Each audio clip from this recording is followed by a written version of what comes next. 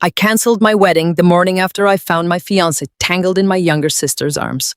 I lost the future I had sacrificed every dollar and every ounce of my pristine credit to build, while they walked away without a single scratch.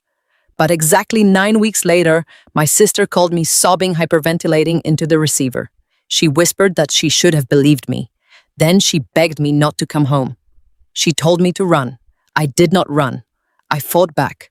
But before I tell you exactly how I dismantled their perfect illusion, please take a moment to like and subscribe, but only if you genuinely enjoy this story.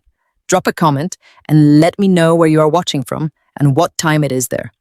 Now let me take you back to the night my blind trust finally shattered. My name is Hannah Bradley. I am 32 years old and I work as a senior escrow officer. I handle millions of dollars in real estate transactions every single day. I know contracts. I know fraud. I know when a deal looks bad, but when it came to the man I loved, I ignored every single red flag. It was a Tuesday night exactly 1 month before the wedding.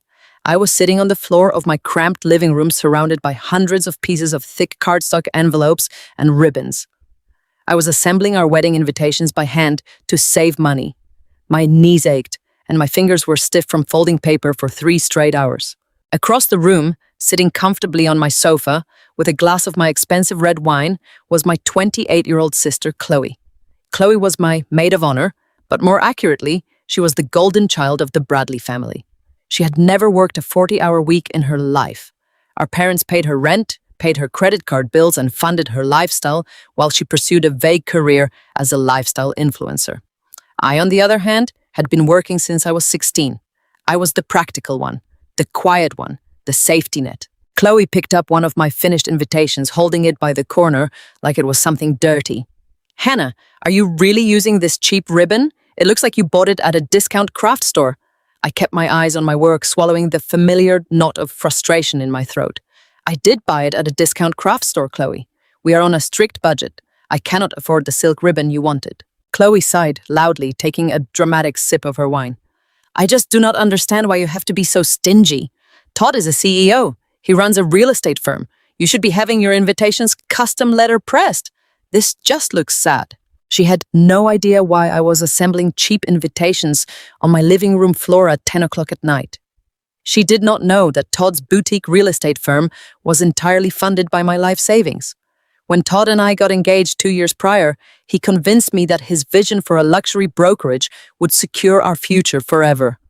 I loved him with a blind, desperate loyalty. I drained my savings account.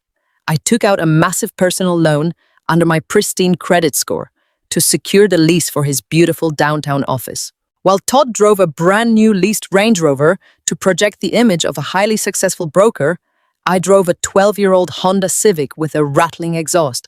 I packed a peanut butter sandwich for lunch every day. I stopped buying new clothes. I worked 60-hour weeks at the escrow firm, auditing property titles and authorizing wire transfers, only to come home and balance Todd's business ledgers for free. "It is just for a little while, Hannah," Todd would say, kissing my forehead before heading out to another expensive networking dinner that I was paying for. "You are my rock.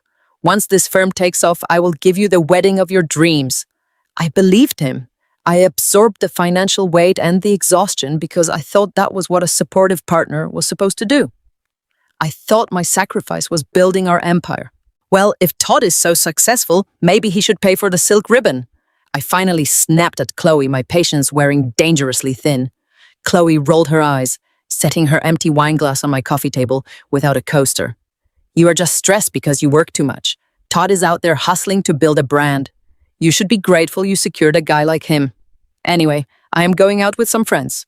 Do not stay up too late folding paper." She grabbed her designer purse, a recent birthday gift from our parents, and walked out the front door without offering to help clean up. I sat alone in the quiet apartment, rubbing my tired eyes. I looked at the clock on the wall. It was almost 11 at night. Todd was not home yet. He had texted me earlier, saying he was working late at the office to finalize a massive commercial lease agreement. I was so proud of his dedication. I reached into the cardboard box beside me for the custom wax seals. I needed to finish the envelopes. My hand hit the bottom of the empty box. I froze. I mentally retraced my steps. During my lunch break that afternoon, I had driven downtown to drop off a hot meal at Todd's office because I knew he was too busy to go out and eat. I had brought the bag of wax seals with me to show him the design. I had left them sitting right on his pristine mahogany desk. I needed those seals tonight. The invitations had to go out in the morning mail to give our guests enough time to RSVP. I sighed, stretching my aching back. Todd was probably still at the office anyway. It would be a nice surprise to bring him a late-night coffee and grab my supplies. I grabbed my keys, walked out to my beat-up Honda, and started the engine. The drive downtown was quiet, the city streets slick with a light autumn drizzle. I felt a surge of affection for my hardworking fiancé. I had no idea that my entire life was about to be ripped apart. I had no idea that the man I was destroying my own financial security to support was currently using the very office I paid for to destroy my heart.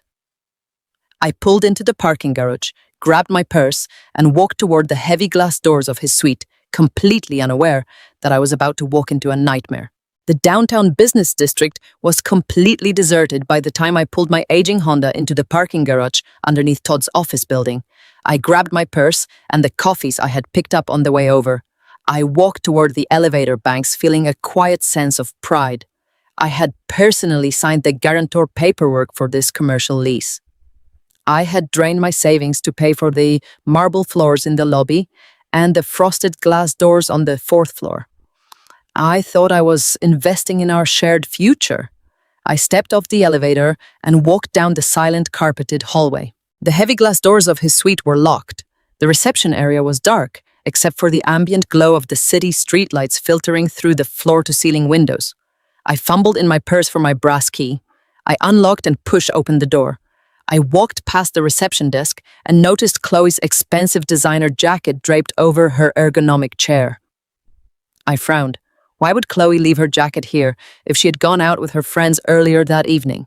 I moved down the hallway toward Todd's private executive suite. A thin sliver of warm light spilled out from underneath his solid oak door. I could hear something. It was not the sound of fingers typing on a keyboard or the low murmur of a late-night conference call. The heavy mahogany desk shifting slightly against the drywall. Then I heard a woman laugh. It was a breathless, familiar sound that sent a freezing chill down my spine. My hand hovered over the brass doorknob.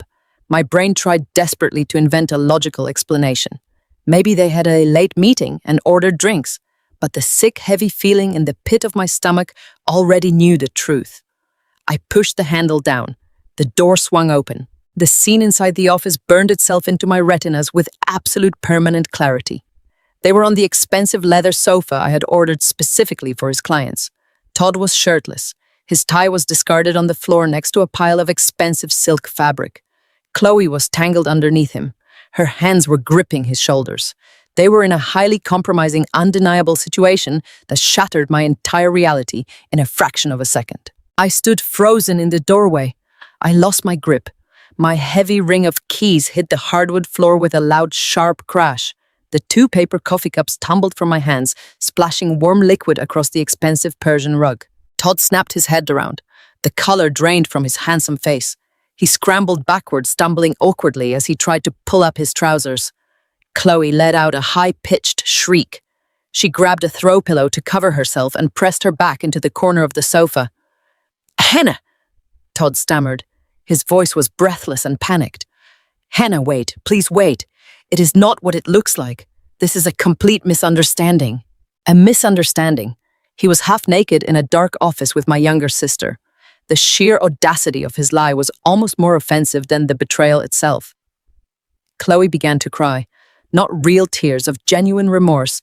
They were the loud performative sobs of a child who had just been caught stealing candy. She scrambled for her silk blouse. "Hannah, I'm so sorry," she wailed, burying her face in her hands. "We did not mean for this to happen. Please do not be mad at me." Any other woman might have screamed. Any other betrayed partner might have thrown the ceramic lamps or lunged across the room to tear them apart. I felt the overwhelming urge to shatter every piece of glass in that room. I had given this man my youth. I had given him every dollar I possessed. I had driven a rusted car so he could project wealth. I had loved him with a blind, desperate loyalty. And my sister, my own flesh and blood, the girl I had protected our entire lives. But I did not scream.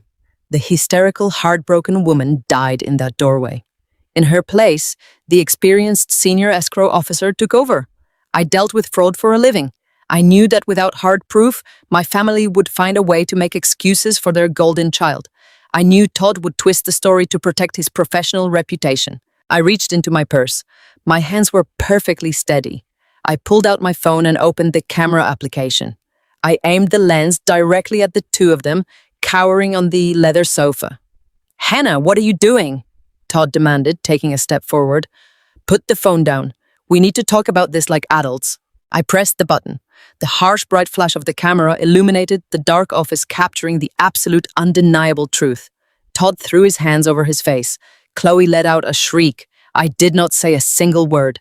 I lowered my phone and looked at the man I was supposed to marry in 30 days. I looked at the sister I had loved for 28 years. I turned around and walked out of the suite, leaving my keys and the spilled coffee on the floor. The drive home was wrapped in a suffocating, dead silence. I did not turn on the radio. I did not cry. The rain beat against the windshield of my old car, matching the rhythmic pounding of my heart. I stared at the red taillights of the cars ahead of me, feeling entirely hollowed out. I had lost my fiancé. I had lost my sister. I had lost the future I had sacrificed everything to build. I pulled into my driveway and stared at the dark house. I thought the worst part of the ordeal was finally over. I had absolutely no idea that the real nightmare was just beginning. I did not sleep a single minute that night. I sat on my living room sofa, wrapped in a thin fleece blanket, staring blankly at the beige walls of the apartment I paid for. The silence in the room was absolute, heavy and suffocating. The initial visceral shock from standing in Todd's dark office had slowly burned away over the past few hours, leaving behind a cold, mechanical clarity. I was a senior escrow officer. I dealt with breached contracts, failed negotiations, and broken trust for a living. And this was the ultimate breached contract. As the sun began to rise over the city, casting long gray shadows across the hardwood floor, I finally picked up my phone. I opened the contacts group I had carefully labeled wedding guests. 150 names stared back at me: aunts, uncles, co-workers, and friends from our close-knit church community. I did not draft a long emotional explanation. I did not mention my younger sister Chloe or the horrifying, undeniable scene I had witnessed on that expensive leather sofa. I simply typed a single direct sentence: "The wedding scheduled for next month is permanently cancelled." I pressed send. Watching the notification bar slide across the top of the screen felt like watching a heavy iron door slam shut on the last 2 years of my life. With the text sent, I stood up and walked into our shared bedroom. Todd's presence was everywhere, a mocking reminder of my blind loyalty. His expensive tailored suits hung neatly in the closet. His collection of designer watches sat in their velvet display case. His imported Italian leather shoes were lined up in perfect, meticulous rows. These were all items I had effectively subsidized by wearing the same sensible flats and packing peanut butter sandwiches for 3 years.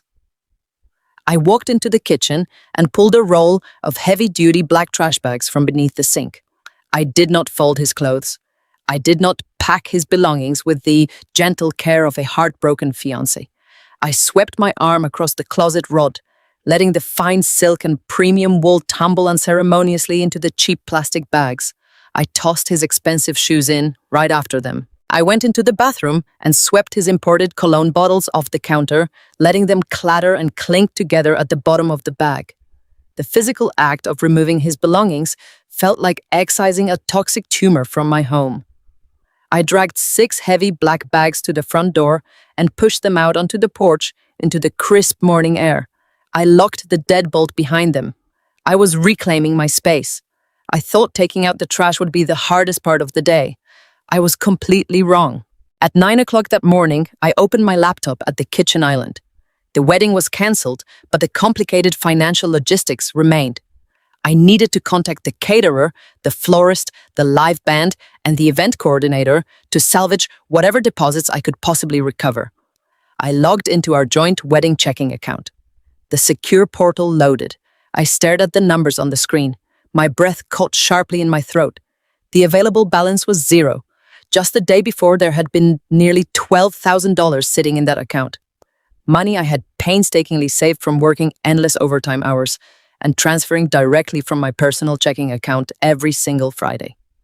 I refreshed the page thinking it must be a banking glitch. The detailed ledger appeared. At 6 in the morning, mere hours after I caught him, Todd had initiated a wire transfer, draining every single penny into an external account I did not recognize. He had retaliated before I even had the chance to demand my money back. He had frozen me out of my own life savings. My phone vibrated violently against the cold granite counter. It was a text from Sarah, a kind older woman who sat behind us in the third pew at our church every Sunday. Her message said she was incredibly sorry and that Todd had called Pastor Miller that morning. She said everyone was praying for my healing and offered to drop off meals while I rested. I frowned my brow, furrowing in deep confusion. My hands started to tremble as I typed a reply asking what she meant. Her response made my blood run entirely cold. Todd had told everyone that the stress of the wedding planning caused me to have a severe mental breakdown. He claimed I cancelled everything in a manic episode and threw him out of the house. He was asking the entire congregation to give me space while I got psychiatric help. The sheer audacity of his calculated lie was suffocating. He was not just stealing my money. He was systematically destroying my reputation. He was using my faith community as a human shield, painting himself as the devoted, heartbroken partner, heroically dealing with an unstable, hysterical woman. He was laying the groundwork to ensure that if I ever told the truth about him and my sister, no one would believe me.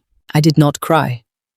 Anger, bright, sharp, and absolute, replaced the rising panic. I grabbed my keys and drove straight to his downtown office. The receptionist was not at her desk. I walked down the carpeted hall and pushed open the heavy oak door of his private suite. Todd was sitting behind his mahogany desk wearing a crisp white shirt, looking completely unbothered. He looked up as I entered. A cold, smug smile spread across his handsome face.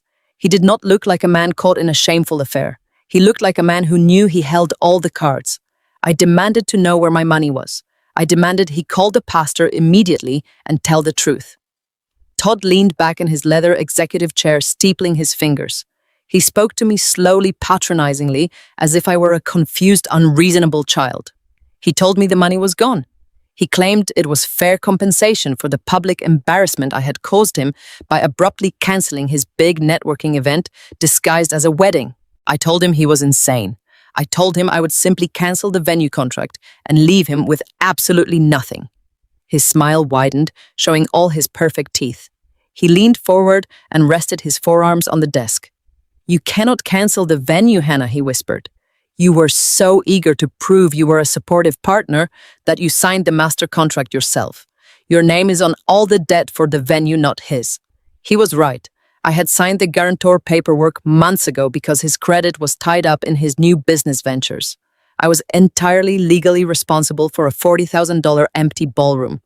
I stood in his beautiful sunlit office, realizing with absolute horror that I was trapped in a financial cage he had been meticulously building around me for 2 long years. I drove straight to my parents' house that afternoon. I needed the one thing every betrayed child looks for when their world collapses.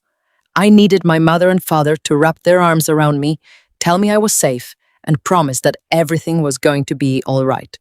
Richard and Barbara Bradley lived in a sprawling colonial home in a wealthy upscale suburb. It was the kind of house with perfectly manicured lawns, seasonal wreaths on the front door, and tall oak trees lining the driveway. The kind of place that projected absolute stability and generational warmth. I parked my rusted 12-year-old Honda on the street, making sure to leave the pristine cobblestone driveway empty for whoever might visit later. My hands were shaking so violently, I could barely turn the heavy brass doorknob to let myself in. I walked into the bright sunlit kitchen where my mother was meticulously arranging imported white hydrangeas in a heavy crystal vase. My father was sitting at the expensive marble island, casually reading the morning paper while sipping his coffee. I did not waste time with tearful introductions or emotional breakdowns. I walked directly up to the counter, pulled my phone from my purse, and opened the photograph I had taken the night before. I slid the bright digital screen across the smooth marble, stopping right on top of my father's newspaper. The image of Todd and Chloe half naked on that expensive leather sofa glared up at them in undeniable high definition. I waited for the shock. I waited for the righteous outrage. I waited for my father to stand up and vow to destroy the man who had humiliated his eldest daughter. My father stared at the screen for a long, heavy moment. He did not gasp. He did not clench his fists in anger. He simply pushed the phone back toward me and took a slow, measured sip of his black coffee. My mother wiped her hands on a fresh linen towel, picked up the phone and looked at the photo. Her reaction was not horror at her youngest daughter's actions. It was a sharp, disappointed sigh directed entirely at me. She set the device down gently and turned to look at me with an expression I had seen 1,000 times before. It was the exact same patronizing look she gave me when I was a teenager and failed to smile warmly enough at their important dinner guests. "Hannah, what exactly are you trying to accomplish by showing us this?" she asked. Her voice was perfectly level, completely devoid of the maternal warmth I had been desperately craving. I felt the remaining air leave my lungs. "What am I trying to accomplish?" I stammered, gripping the cold edge of the marble counter to keep my balance. Mom, that is my fiancé, and my sister, they were sleeping together in the downtown office I paid for. I canceled the wedding this morning. I packed his bags. I came here because I needed you to know what Chloe did. My mother shook her head, smoothing a stray blonde hair back into her perfect chignon. Chloe is young Hannah. She makes mistakes. She's 28 years old, Mom. I shot back, my voice rising against my will. That is not a youthful mistake. That is a calculated, brutal betrayal. My father finally folded his newspaper, setting it aside, and looked at me over the rim of his reading glasses. "Now listen here," he said, using his stern, authoritative boardroom voice. "You need to look at the bigger picture right now. Todd is a highly successful, charismatic man. He's building a luxury real estate empire from the ground up. You have spent the last 2 years obsessing over spreadsheets, cutting coupons, and acting like a depressed accountant. You drove him away by being completely focused on your little ledgers instead of being an attentive, supportive partner. A man like Todd needs a woman who knows how to support his public image.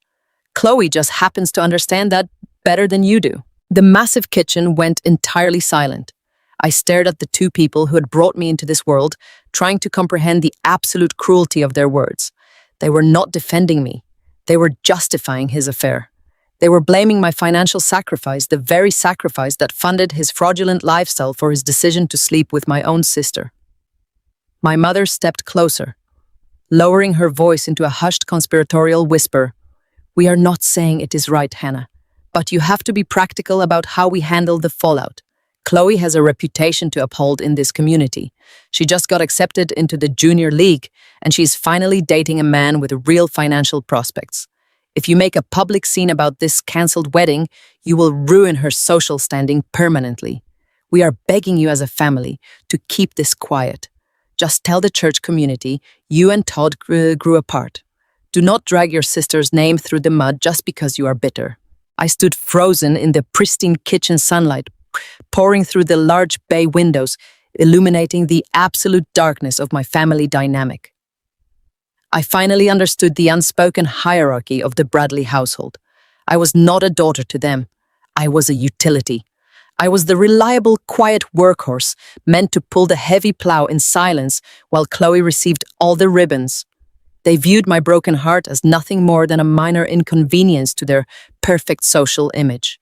I was acceptable collateral damage, and they fully expected me to absorb the blow without making a sound so the golden child could continue to shine. I reached across the marble island and picked up my phone. The screen was black now, mirroring the complete emptiness I felt in my chest. I did not scream at them.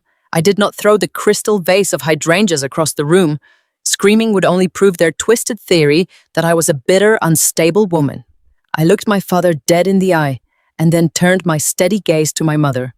"You do not have to worry about me dragging anyone's name through the mud," I said, my voice dropping to a terrifyingly calm register. "Because I no longer have a sister, and I no longer have parents. Do not call me.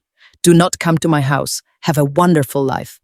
I turned around and walked out of the kitchen, out of the beautiful colonial house, and out of their lives forever. I drove away from that wealthy suburb feeling a strange combination of profound grief and sudden absolute clarity. The dead weight of trying to earn their conditional love had finally been severed. I spent the next 2 months healing in quiet isolation. I threw myself into my demanding escrow career. I blocked my parents and my sister on every single digital platform. I changed the locks on my doors, and I slowly began to rebuild my peaceful sanctuary. I honestly believed the worst of the nightmare was entirely behind me. I assumed I was finally free of them. But exactly 63 days later, the phone rings. It took exactly 3 days for the profound, suffocating grief to mutate into pure, unadulterated survival instinct. I did not have the luxury of falling apart. The $40,000 debt from the cancelled wedding venue hung over my head like a rusted guillotine, and I was the only one standing on the scaffold. I had severed ties with my parents. I had thrown the man I loved out of my house. I was entirely alone. So I did the only thing I knew how to do. I went back to work. I marched into my commercial escrow firm that following Monday morning and volunteered for every complicated, high-stress closing file that my colleagues wanted to avoid. I am a senior escrow officer. I understand the intricate architecture of a contract better than I understand human relationships. I buried my broken heart under mountains of complex property titles, wire transfer authorizations, and dense legal disclosures. I started working 60-hour weeks, arriving at the office before the sun came up and leaving long after the cleaning crew had vacuumed around my desk. My personal life became a masterclass in extreme austerity, while I was closing multi-million-dollar real estate deals for wealthy investors downtown. My own bank account hovered dangerously close to zero. I stopped buying fresh groceries entirely. My daily diet consisted of discount chicken-flavored instant noodles, bulk white rice, and whatever stale coffee was left in the break room pod at the end of the day. I sold my engagement ring to a pawn shop 2 towns over, taking a massive loss just to get the cash in my hands immediately. I sold the few nice professional blazers I owned to an online consignment store. Every single Friday, the very second my paycheck cleared my bank account, I aggressively transferred 90% of it directly to the wedding venue coordinator. I was slowly, painstakingly buying back my freedom, one agonizing payment at a time. My collarbones started to show. Dark, heavy circles settled permanently beneath my eyes. But every time I crossed another $1,000 of that master ledger, I felt a tiny spark of power return to my exhausted body. I was surviving. I was doing it entirely on my own. The silence from my family during this time was absolute. My mother did not call to check if I was eating. My father did not drive over to see if my car was running properly. They had made their choice clear in that pristine sunlit kitchen. They had chosen my sister, Chloe. I assumed they were busy coddling her, buying her new clothes, and helping Todd integrate into their wealthy social circle. I tried not to think about them laughing together at Sunday dinners while I sat alone on my thrifted sofa eating plain rice. I thought the physical absence of my toxic family and my cheating ex-fiancé would bring me a sense of profound peace. I was wrong. About a month into my grueling new routine, the mail started getting strange. At first, it was just the usual annoyance of untangling 2 combined lives. A magazine subscription here, a random dental reminder there. But then, the heavy glossy envelopes began appearing in my mailbox with alarming frequency. They were pre-approved credit card offers, platinum tier invitations, and massive line of credit solicitations, all boldly addressed to Todd at my specific home address. That made absolutely no logical sense. Todd had officially submitted his change of address forms weeks ago. I knew this for a fact because I had forced him to do it the day I handed over his trash bags full of designer suits. I assumed he was living in some luxury downtown apartment that Chloe was secretly financing. Why were high-limit credit card offers suddenly flooding my mailbox in his name? Then the mail escalated from annoying glossy solicitations to bizarre official-looking documents. I started finding thick manila envelopes stuffed between my electric bill and my grocery flyers. They bore the urgent red-stamped logos of secondary mortgage lenders and random out-of-state title companies. The bold lettering on the outside of the envelopes screamed about final notices pending property deeds and urgent equity action required. When you work in the escrow and title industry for a decade, you learn to spot aggressive predatory marketing disguised as official county correspondence. Secondary mortgage companies routinely pull public property records to aggressively solicit homeowners for high-interest equity loans. It is a common sleazy tactic. Because I was so blindingly exhausted from working 60-hour weeks and starving myself to pay off his debt, I made a terrible assumption. I assumed Todd had simply left his name tethered to my address on some outdated public business registry from when we first got engaged, and he operated his supposed boutique firm out of my living room.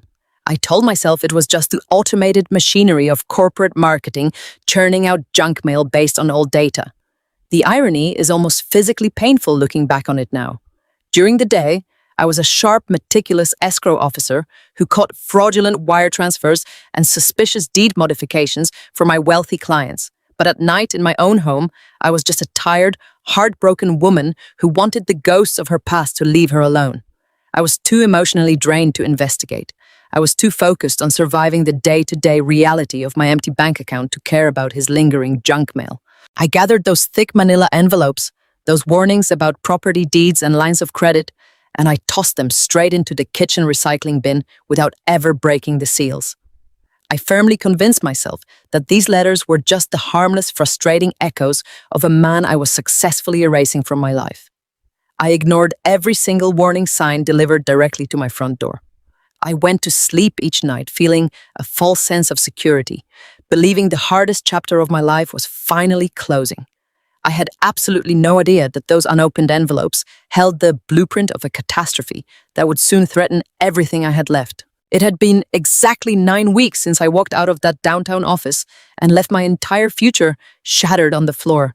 In that time, I had become an absolute ghost to the people who betrayed me. I did not just delete Todd and Chloe from my phone, I surgically removed them from my daily existence. I blocked their personal phone numbers.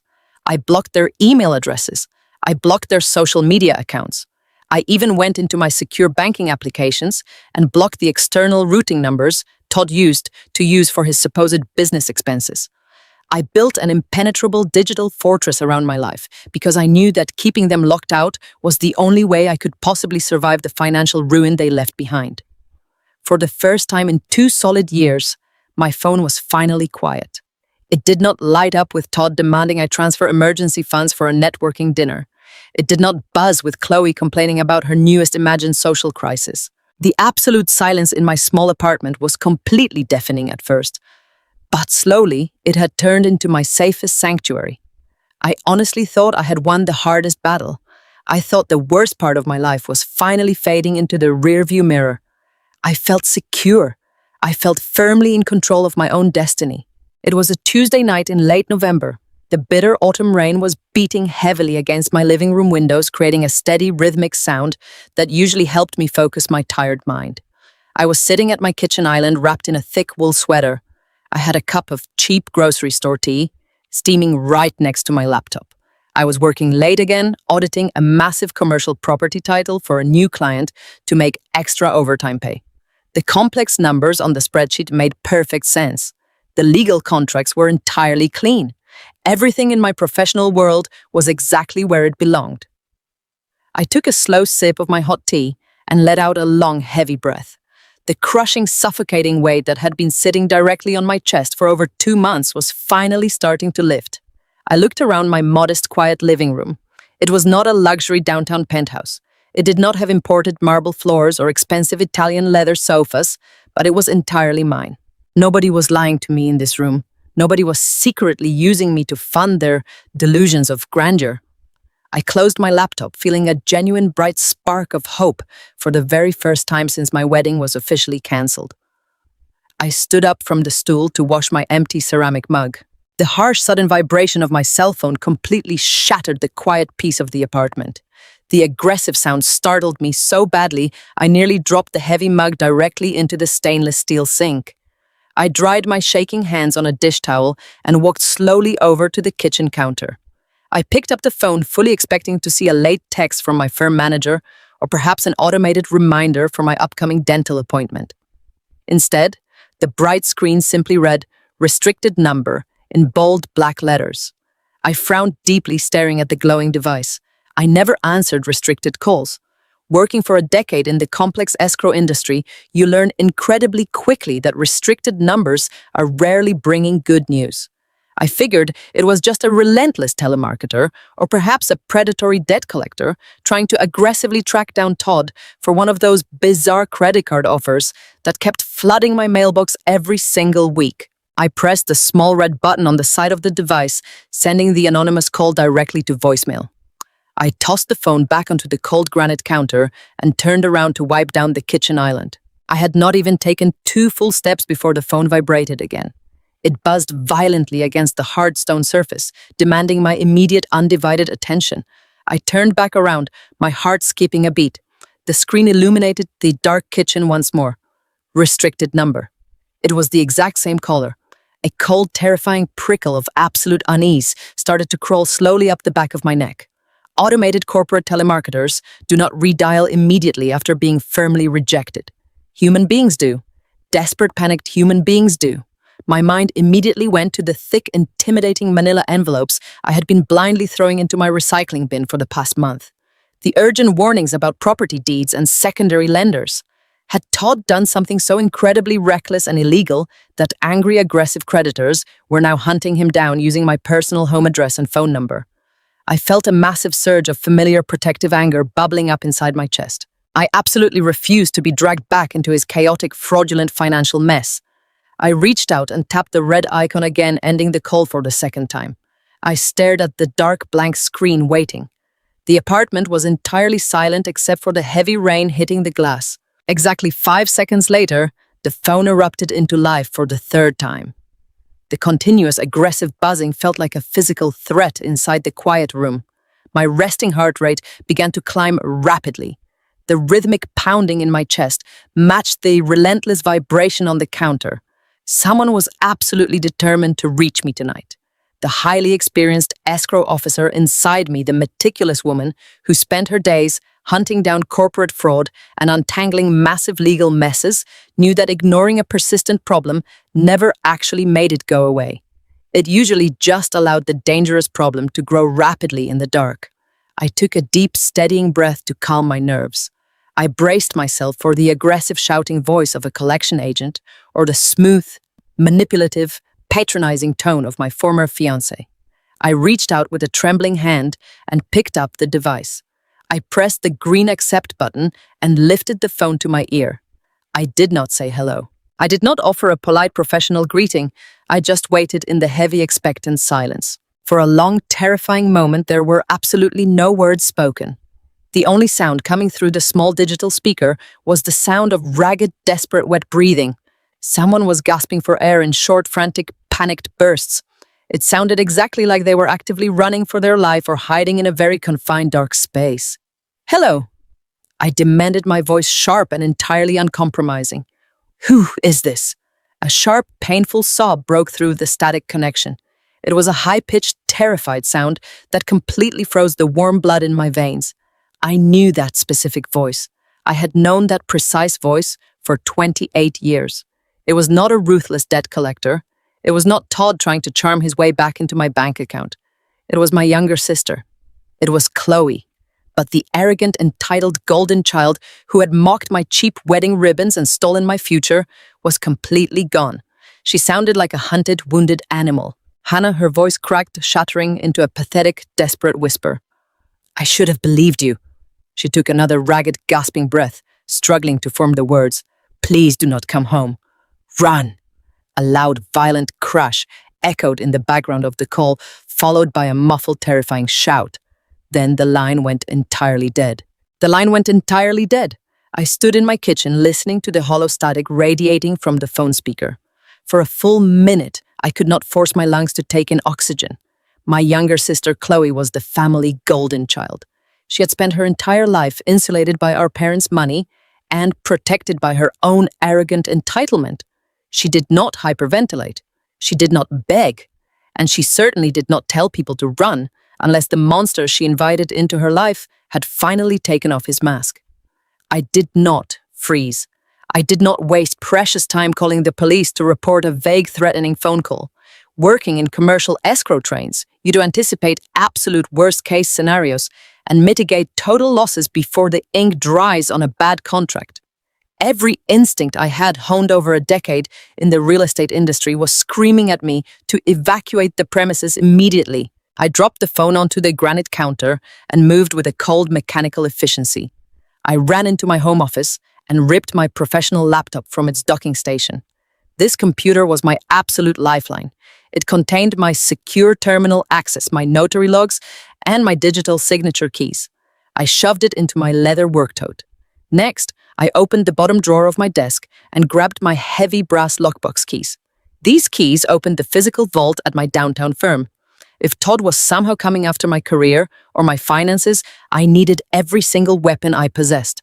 I ran into the living room and grabbed the leash hanging by the front door. Cooper, my 6-year-old golden retriever mix, let out a confused whine. He could smell the sharp metallic scent of pure adrenaline radiating off my skin. I clipped the leash to his collar and pulled him toward the garage. I did not pack a suitcase.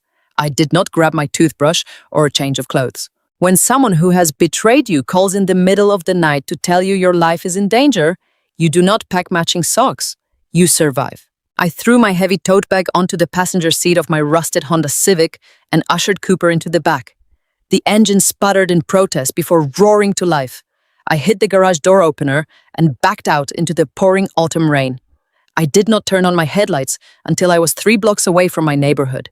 I navigated the dark, slick streets of the city with my heart pounding a frantic, terrifying rhythm against my ribs. I drove for 45 minutes, deliberately taking convoluted routes and crossing over into the industrial district on the far side of town. It was an area comprised of abandoned warehouses and cheap roadside lodging. I pulled into the cracked asphalt parking lot of a motel that advertised hourly rates on a flickering neon sign. I paid for the room in cash, sliding 2 crumpled $100 bills across a scratched plexiglass counter to a night clerk who did not ask any questions. The room smelled overwhelmingly of stale cigarette smoke and cheap industrial bleach. The floral bedspread was thin and worn. A single bare bulb illuminated the cramped space, casting long, distorted shadows against the peeling wallpaper. I locked the flimsy wooden door, secured the rusted chain guard, and dragged a heavy oak dresser across the stained carpet to block the entryway. Cooper jumped onto the sagging mattress, curling into a tight, anxious ball. I sat down next to him, pulling my knees to my chest. The silence in the motel room was absolute and suffocating. The cold, damp air seeped through my thin sweater. I was a 32-year-old professional woman with a pristine credit score and a spotless career. I was supposed to be planning a beautiful wedding right now. Instead, I was hiding in a rundown motel room across town, terrified of the man I had almost married. I sat in the dim light for over an hour, listening to the rain beat against the barred window. My breathing slowly began to steady. I told myself that Chloe was just being dramatic. I tried to convince my exhausted brain that Todd was probably just angry about a cancelled credit card and had yelled at her, causing her to overreact. I reached into my coat pocket and pulled out my personal cell phone. My hands were still shaking slightly as I unlocked the screen and opened the application for my home security system. I had installed the discreet interior cameras exactly 3 weeks after I kicked Todd out of the house. I just wanted peace of mind while I slept alone. The application loaded slowly, buffering on the weak motel wireless network. The screen finally resolved into a grainy black and white image of my quiet living room. Everything looked perfectly normal. The sofa was empty.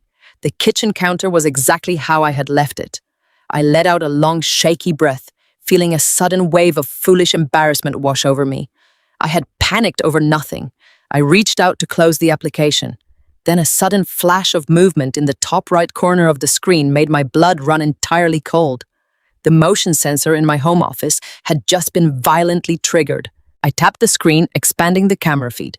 The heavy oak door of my office swung open with such brutal force that it bounced off the drywall. 2 men stepped into the frame. They were dressed in dark, heavy clothing with black fabric pulled tightly over their faces. They were not carrying flashlights. They moved with a terrifying, silent precision that indicated they knew exactly what they were doing. I watched in absolute horror as they completely ignored the expensive television mounted on the wall just outside the room. They did not look for jewelry. They did not search for hidden cash. They went directly to my heavy metal filing cabinets.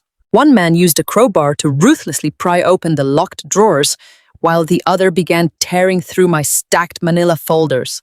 They swept my desk clear, sending my lamps and pen holders crashing to the hardwood floor. They were methodically tossing my home office, searching for very specific professional documents. But as I watched the larger man kick his heavy boot through the drywall of my closet, searching for a hidden wall safe, the most terrifying realization of my entire life finally hit me. They were not just burglars tearing apart a house looking for valuables. They were looking for her. They had come to silence the only person who knew the intricate financial architecture of Todd's fraudulent life. I clamped my hand over my mouth to stifle a loud sob as I sat in that dingy motel room, realizing that if I had ignored my sister's warning and stayed in my bed that night, I would currently be dead. The sharp smell of stale cigarette smoke and cheap industrial bleach clung to the damp air inside the motel room. I sat cross-legged on the sagging mattress, the thin floral bedspread itching against my bare legs. Outside the barred window, the harsh glare of a flickering neon vacancy sign cast rhythmic, bruised orange shadows across the peeling wallpaper. My heart was still hammering, a frantic, terrifying rhythm against my ribs, fueled by the horrifying security footage I had just witnessed on my phone. 2 masked men were tearing my private sanctuary apart, violently prying open my filing cabinets, hunting for me. I closed my eyes, forcing my trembling hands to stop shaking. Panic was a dangerous luxury I could no longer afford. I pulled my heavy professional laptop from my leather tote and rested the cold metal on my knees. This machine was my command center. As a senior escrow officer, I possessed high-level security clearances to access county property records, title histories, and deep financial registries that the general public could never see. I booted up the system, logged securely into my professional terminal, and typed in my encrypted credentials. The bright blue glow of the monitor illuminated the dark room, casting a cold clinical light onto my face. I needed to know what Todd was hiding in the shadows. I started my investigation with the basics, typing Todd's legal name and the corporate designation of his supposedly successful boutique real estate firm into the federal banking registry. For 2 years, he had spun a masterful web of lies about lucrative commercial leases and wealthy out-of-town investors. The secure database loaded agonizingly slowly on the motel's weak wireless connection. When the financial results populated across the screen, a cold, hard knot formed tight in the pit of my stomach. Todd did not own a luxury brokerage. His holding company was practically a hollow shell, drowning in defaulted microloans, unpaid vendor invoices, and severe federal tax liens. But that reality was not the discovery that made the blood drain entirely from my face. I cross-referenced his failing business accounts with my own social security number, frantically searching for any lingering joint financial liabilities left over from our abruptly cancelled wedding plans. The screen refreshed, pulling up a massive, freshly filed legal document originating from a lender. It was a secondary mortgage execution. The principal amount registered in ink was $400,000. I blinked hard, rubbing my exhausted, burning eyes, assuming the system had generated a software glitch. I had never authorized a loan of that magnitude. I clicked on the attached digital PDF, expanding the highly detailed scanned paperwork to fill my entire screen. The property listed as physical collateral for this massive high-interest equity loan was not a commercial office building or an empty lot. It was a residential address. It was the 4-bedroom colonial house in the quiet suburbs where I had grown up, my parents' home. The beautiful house they had painstakingly paid off over 30 long years of hard work. My hands flew up to cover my mouth to stifle a sudden horrified gasp that tore from my throat. I read through the dense legal jargon with the highly trained critical eye of a seasoned professional. The underlying architecture of this betrayal was breathtakingly evil. In order to secure a massive cash loan against a property he did not legally own, Todd fundamentally needed the original physical deed and my parents' highly confidential tax disclosures. My mind raced, trying desperately to piece together how he could have possibly obtained those heavily guarded private documents. Then the sickening, devastating realization hit me with the sheer force of a physical blow to the chest. Chloe, my foolish, entitled, status-obsessed younger sister, had always possessed a spare key to our parents' locked filing cabinets. Todd had not seduced her simply because she was young and beautiful. He had systematically groomed her. He had ruthlessly used her as a naive, unwitting pawn to gain unrestricted, unsupervised access to the family home while our parents were out attending their evening country club dinners. She had literally handed him the exact blueprint to our parents' total financial ruin, foolishly believing she was just helping her successful older boyfriend close a minor corporate real estate deal. But the absolute worst, most terrifying part was waiting quietly for me on the final page of the loan agreement. I scrolled down to the official authorization section.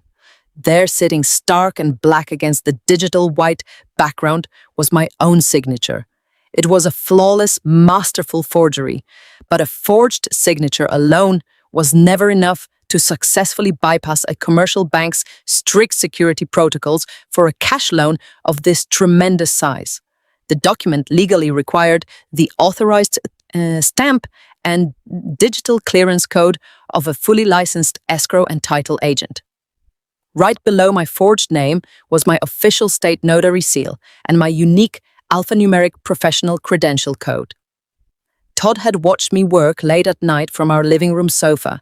He had quietly memorized my secure passwords. He had completely stolen my pristine digital identity to rubber stamp his own massive theft. I sat paralyzed in the suffocating silence of the cheap motel room, the neon light blinking relentlessly outside as the full terrifying scope of his brilliant trap finally closed tightly around me. He had successfully stolen $400,000 in clean cash, and he had legally anchored the entire catastrophic crime directly to my hard-earned professional license. This was no longer a simple, painful domestic dispute about a cheating partner. This was federal wire fraud, aggravated identity theft, and severe bank fraud. If I walked into a local police station right now to report the violent men currently tearing apart my house, the detectives would inevitably pull this exact financial paper trail. And the trail did not lead to a charismatic, lying fiancé preparing to flee. It pointed entirely flawlessly and undeniably straight to me. I was completely, utterly framed. The morning sun filtering through the motel blinds offered absolutely no warmth. I had survived the night, but survival was no longer enough. I needed answers, and I needed an offensive strategy. Todd was currently operating under the arrogant assumption that I was a terrified, oblivious victim running for my life. I had to use that blind spot against him. I left Cooper locked safely inside the room with the television volume turned up to mask any noise. I pulled the hood of my heavy coat over my head and drove my car to a discount pharmacy 3 towns over. I navigated the unfamiliar roads with a hyper-vigilant focus, constantly checking my rear-view mirror to ensure no one was trailing me. I paid cash for a cheap prepaid cellular phone and a block of minutes. I sat in the driver's seat of my rusted Honda in the back corner of the parking lot, ripped open the plastic packaging, and dialed the number I had spent my entire life memorizing. The line rang 4 times. I was about to hang up when a breathless, shaking voice finally answered. She did not say hello. She just asked if it was me. I told my sister I was safe and asked her where she was. She whispered that Todd was in the shower and she only had a few minutes to speak. I gave her the address of a rundown truck stop diner positioned right off the interstate. It was miles away from the wealthy downtown district Todd frequented and entirely off his radar. I told her to meet me there in exactly 1 hour and to make absolutely sure she was not followed by anyone. The diner smelled heavily of stale, grease-bleached floors and burnt coffee. A tired waitress stood behind the counter, wiping down the glass pie display case with a grey rag. It was a relic of the past, with cracked red vinyl booths and flickering fluorescent lights overhead. I chose a booth in the very back corner facing the entrance. My heart was pounding a steady, heavy rhythm against my ribs. I had not seen Chloe since the night I caught her half naked on Todd's expensive leather sofa. A part of me still wanted to scream at her to demand how she could betray her own flesh and blood for a man. But when the heavy glass door of the diner chimed and my sister walked inside, every ounce of my anger evaporated into profound shock. The arrogant, entitled golden child of the Bradley family was completely gone. Chloe looked terrified, hollowed out, and physically smaller than I remembered. Her usually perfect blonde hair was tied back in a messy, unwashed knot. She was wearing an oversized grey sweatshirt that practically swallowed her frame. It was a far cry from the imported designer labels she normally flaunted at family dinners. She scanned the dining room with wide, frantic eyes like a hunted animal. When she spotted me in the corner, she rushed over and slid into the vinyl booth across from me. Her hands were shaking so violently that she had to keep them pressed flat against the sticky table. I did not offer a warm greeting. I looked her dead in the eye and asked what she had gotten us into. Chloe broke down. These were not the loud, performative, fake tears she had cried in Todd's office to gain sympathy. This was the quiet, agonizing sobbing of a woman who had finally realized she was entirely trapped. She told me everything, her voice barely above a desperate whisper. Todd was completely broke. The luxurious boutique real estate firm I had bankrolled was nothing but a massive crumbling Ponzi scheme. He did not have wealthy commercial clients. He was just aggressively shuffling money from innocent new investors to pay off the furious older ones. Chloe confessed that he had never loved her. He had never actually planned to marry her or give her the glamorous life of luxury he had promised. He had systematically groomed her for one specific reason. She was the family favorite. She possessed unrestricted access to our parents' home. She knew exactly where they kept their financial records, their social security cards, and the original physical deed to their fully paid-off house. Todd had manipulated her into bringing him those documents under the guise of helping our parents set up a high-yield retirement portfolio. She had foolishly, blindly believed his smooth lies because she wanted so desperately to prove she could secure a wealthy, successful partner. My chest tightened as I listened to the sheer scale of his deception. I asked her how she found out about the fraudulent loans and my forged signatures. Chloe took a ragged, trembling breath. She explained that 2 days ago, Todd had left his private laptop open on the kitchen island of his rented condo. She had been looking for a shipping confirmation, but instead she stumbled across a hidden digital folder labeled escrow authorizations. She opened it and found the massive secondary mortgage agreements anchored entirely to my professional credentials. She saw the digital copies of my forged signature. She suddenly realized that Todd was preparing to drain $400,000 in clean cash from our parents' equity wire it to an offshore account and leave me to take the absolute fall for federal bank fraud. I asked her why she did not go straight to the police the moment she saw the files. Chloe squeezed her eyes shut, tears spilling over her pale cheeks. She reached across the table and slowly pulled back the oversized sleeve of her gray sweatshirt. I felt the breath leave my lungs in a sharp, painful rush. Her pale wrist was covered in dark purple, agonizing bruises, shaped exactly like the aggressive grip of a man's hand. She whispered that Todd had caught her looking at the screen. The charismatic, charming businessman facade had dropped instantly, revealing the violent monster underneath. He grabbed her arm, dragged her away from the counter, and threw her against the drywall. He told her that if she breathed a single word of his plan to me, to our parents, or to the authorities, he would make sure she went down as his willing accomplice. He threatened to ruin her life, and then he threatened to end mine. Chloe looked up at me, her blue eyes swimming with absolute terror and deep, crushing remorse. She told me she was so incredibly sorry. She said she had destroyed our family for a man who was planning to leave them all homeless. Sitting across from my broken sister in that dingy-smelling diner, I knew the time for crying was over. We were going to war. The dingy diner smelled heavily of burnt coffee, stale cigarette smoke, and cheap fry grease. It was a sharp, bitter contrast to the terrifying reality settling over our sticky vinyl booth. Chloe sat across from me, her shoulders trembling violently beneath her oversized gray sweatshirt. The dark purple bruises blooming around her pale wrist were a grim, undeniable testament to the monster I had almost married.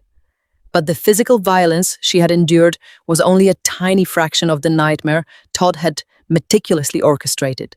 Through ragged breaths and silent, agonizing tears, my younger sister laid out the absolute timeline of our family's impending financial ruin. She explained that the fraudulent equity loan against our parents' fully paid-off home was already completely approved by the secondary lender. $400,000 in clean and traceable cash was currently sitting dormant in a temporary holding account. Todd was not just planning to use that money to briefly pacify his furious defrauded investors. He was planning to steal every single penny of it permanently. Chloe looked down at her shaking hands, her voice dropping to a desperate, hollow whisper as she revealed the final devastating detail. Todd had already booked a one-way first-class plane ticket to Belize for this coming Friday. He was going to finalize the offshore wire transfer by the end of the week, abandon his crumbling, fraudulent real estate empire, and vanish completely across international borders. He would leave me behind to take the absolute fall for federal bank fraud, knowing my professional credentials were tied to the forged documents. And he would leave our elderly parents to face immediate foreclosure bankruptcy and absolute homelessness. A hot, blinding wave of pure, unadulterated fury washed over me so intense it made my chest physically ache. I looked at the young woman crying quietly into her thin paper napkin. For a long, dangerous second, I did not see a frightened victim. I saw the arrogant, entitled golden child who had mocked my cheap wedding ribbons and complained about my sensible shoes. I saw the foolish, status-obsessed girl who had willingly handed a charismatic con artist the literal keys to our family's total destruction. Todd could never have secured that massive illegal loan without the original property deed, the social security numbers, and our parents' highly confidential tax disclosures.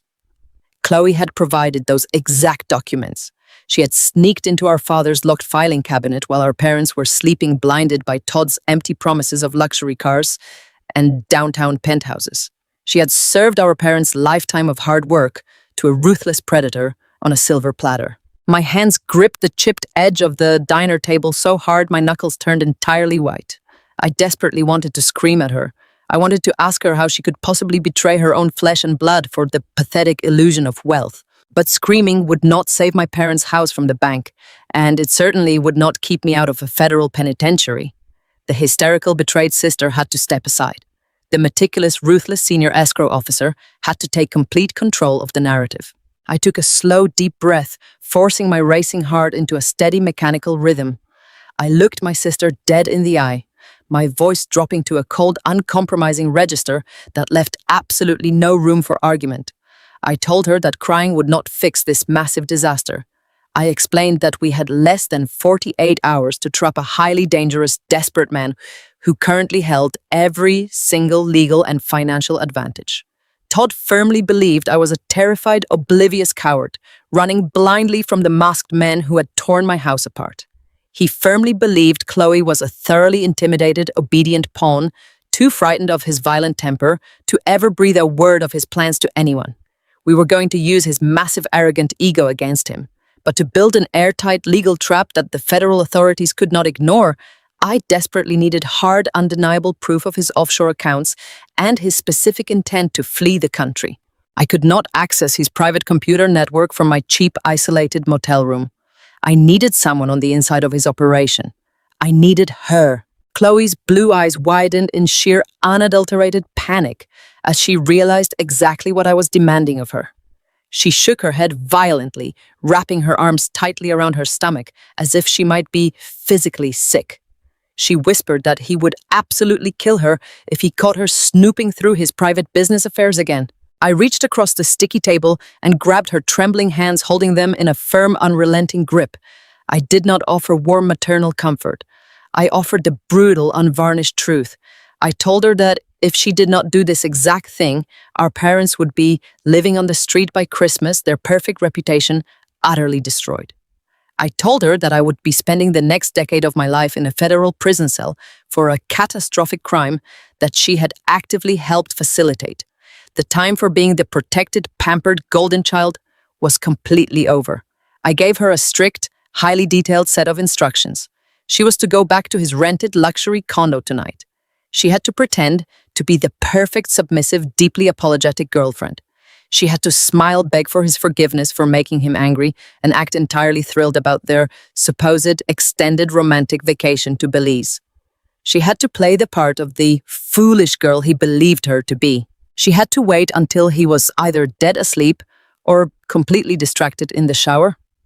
Then she had to locate his heavy leather briefcase, find his handwritten black accounting ledger, and use her cellular phone to photograph every single page. I specifically needed the pages containing the international offshore routing numbers, the shell company names, and the final wire transfer authorization codes. She had to send those high-resolution digital images directly to my secure, untraceable burner phone and immediately delete the evidence from her own device. It had to be a flawless, perfectly executed infiltration. I let go of her hands, leaving the massive weight of our family's survival resting entirely on her shaking shoulders. I watched her pale, terrified face as the reality of her mission set in. The ultimate question hung heavily in the stale diner air. Could a spoiled young woman who had never done a hard day's work in her entire life actually hold her nerve against a dangerous, violent fraudster? The morning sun offered absolutely no warmth as it rose over the cheap motel parking lot. I had spent the entire night staring at the terrifying secondary mortgage documents glowing on my laptop screen. Todd had brilliantly and ruthlessly framed me for federal wire fraud. If I simply walked into a local police precinct right now and handed them the paperwork, I would be walking directly into a prison cell.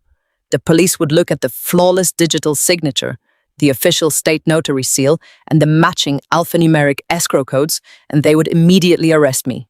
I needed a legal strategy, and I needed the most ruthless mind I knew. I packed my heavy leather tote bag, loaded Cooper into the back of my rusted Honda Civic, and drove straight to the wealthy suburbs on the north side of the city. I was going to see Thomas.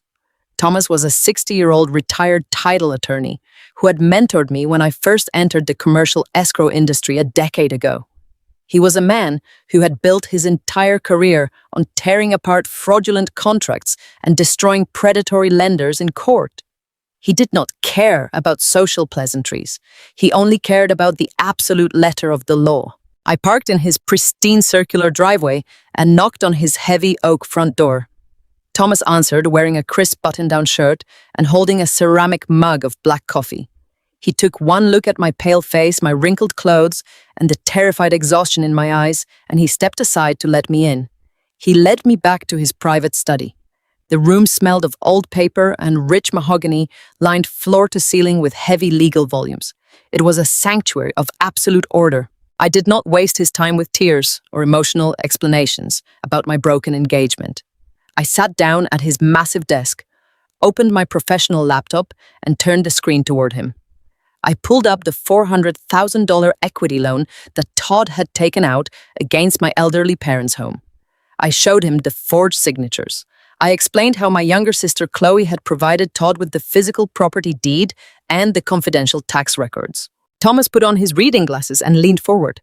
The silence in the room was suffocating. I watched his eyes scan the dense legal jargon, the routing numbers, and the digital authorization stamps. For 10 agonizing minutes, the only sound was the ticking of a grandfather clock in the corner of the study. Finally, Thomas sat back in his heavy leather chair and took off his glasses. He did not offer me warm paternal comfort. He offered the brutal, uncompromising truth. He told me the forgery was an absolute masterpiece. Todd had completely bypassed the standard security protocols by utilizing my specific escrow terminal credentials. Thomas looked me dead in the eye and stated that I was currently inches away from a federal prison sentence. He explained that if the bank discovered this fraudulent loan, today, the Federal White-Collar Crime Division would not see a heartbroken woman who had been betrayed by her fiancé. They would see a highly experienced senior escrow officer who had used her insider knowledge to steal nearly $500,000 from her own parents. The paper trail pointed flawlessly and undeniably directly to me. A cold, heavy knot formed tightly in my chest. I asked him if my situation was entirely hopeless. I asked if I should just hire a criminal defense lawyer and prepare for the worst. Thomas shook his head slowly. A sharp, cold smile spread across his weathered face. It was the smile of a veteran predator who had just spotted a fatal weakness in his prey. He told me that Todd was arrogant. He said that charismatic con artists always make one fundamental mistake because they believe they are the smartest person in the room. Todd had successfully stolen my passwords and my digital signature, but he did not actually understand the complex software architecture of the state title registry. Thomas leaned closer to the desk and pointed a finger directly at the digital authorization code on the screen. He explained that the state escrow portal does not just record the time and date of a notary stamp. It secretly logs the exact internet protocol address of the specific machine that authorized the transaction. It is a hidden security backdoor designed specifically to catch rogue agents committing internal wire fraud. Because Thomas had spent 30 years litigating commercial title disputes, he knew exactly how to request those hidden network logs from the central state database without alerting the local authorities or triggering an automated fraud alert. My heart began to pound a steady, rapid rhythm against my ribs. I realized exactly what Thomas was saying. If we could access that hidden digital footprint, we could prove that the final loan authorization did not originate from my secure terminal at the escrow firm or my verified home network. We could trace the exact location of the digital forgery. Thomas pulled a fresh legal pad from his drawer and picked up a gold fountain pen. He told me he still had his active administrative access to the state registry portal. He logged into the system right in front of me, bypassing the public records interface entirely. He typed in the specific transaction sequence for the $400,000 loan. The screen buffered for a long, tense moment before returning a detailed network routing report. Thomas wrote down the numeric address and cross-referenced it with a public utility database. The results populated instantly. The Internet Protocol address linked directly to a private commercial network router. It belonged to the luxury downtown office building where Todd operated his fake boutique real estate firm. The exact same office suite where I had caught him cheating with my sister. He had forged the federal loan documents, sitting at his own mahogany desk, completely unaware that the state system was permanently tracking his physical location. I stared at the screen, feeling the crushing, suffocating weight begin to lift from my shoulders. The narrative had just shifted entirely. Todd thought he held all the cards. He thought I was paralyzed by fear. But sitting in that quiet mahogany study with my brilliant mentor, I finally had the weapon I needed to destroy him. We had the absolute undeniable proof that he was the architect of the fraud. Now I just needed Chloe to bring me the final piece of the puzzle. I needed the offshore routing numbers. The drive back to the cheap motel felt like navigating through a thick, suffocating fog. I had the digital IP trace from Thomas, safely locked inside my leather briefcase, but it was only half of the weapon I desperately needed. Proving Todd forged the loan documents from his downtown office was a massive legal victory. But without the offshore routing numbers, to prove his intent to flee with my parents' money. A clever defense attorney could still try to spin the narrative. I needed Chloe to succeed. I sat on the edge of the sagging motel mattress, staring at the cheap prepaid cellular phone resting on the scratched laminate desk. The digital clock on the bedside table glowed a harsh, bright red. It was almost midnight. Every passing minute felt like a physical weight pressing down heavily on my chest.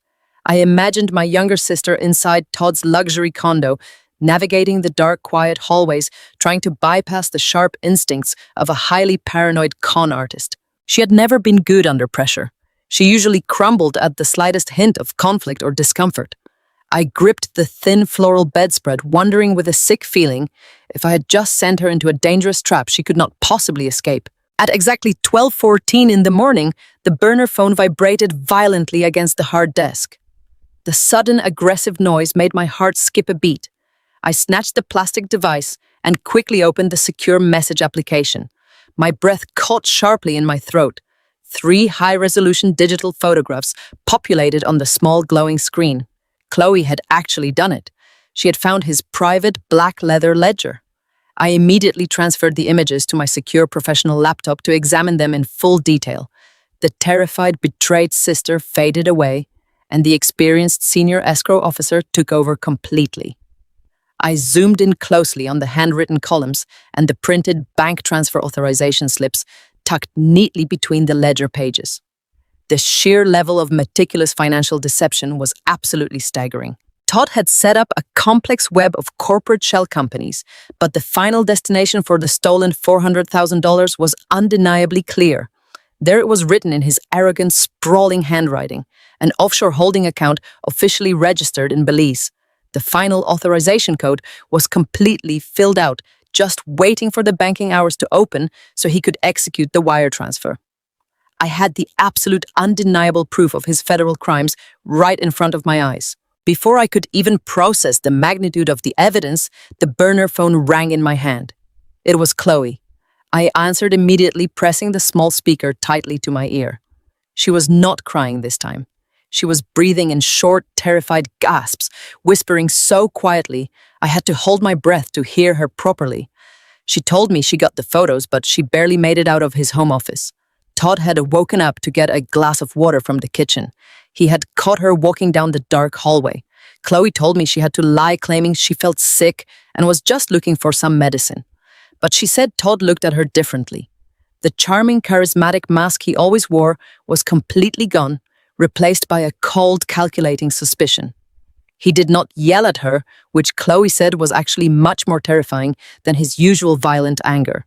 Instead, he simply walked her back to the master bedroom, locked the heavy door behind them, and gave her a strict, uncompromising command. He told her to pack her expensive designer bags the very next morning. He claimed his boutique real estate firm had just closed a massive commercial deal, and they needed to celebrate their success immediately. They were going on an extended, luxurious vacation to Belize, and they were leaving on a private charter flight first thing Friday morning. My blood ran entirely cold. Today was Wednesday. The absolute deadline was officially set. I had exactly 48 hours to trap a desperate, highly dangerous fraudster before he vanished completely across international borders with my parents' entire life, savings leaving me behind to face federal prison. I asked Chloe if he suspected she had contacted me. She whispered that she did not know for sure, but he was acting incredibly paranoid, double-checking the deadbolts on the condo and keeping his heavy leather briefcase literally chained to his wrist. She asked me what she should do, begging me to call the police right then and there to end the nightmare. I told her no.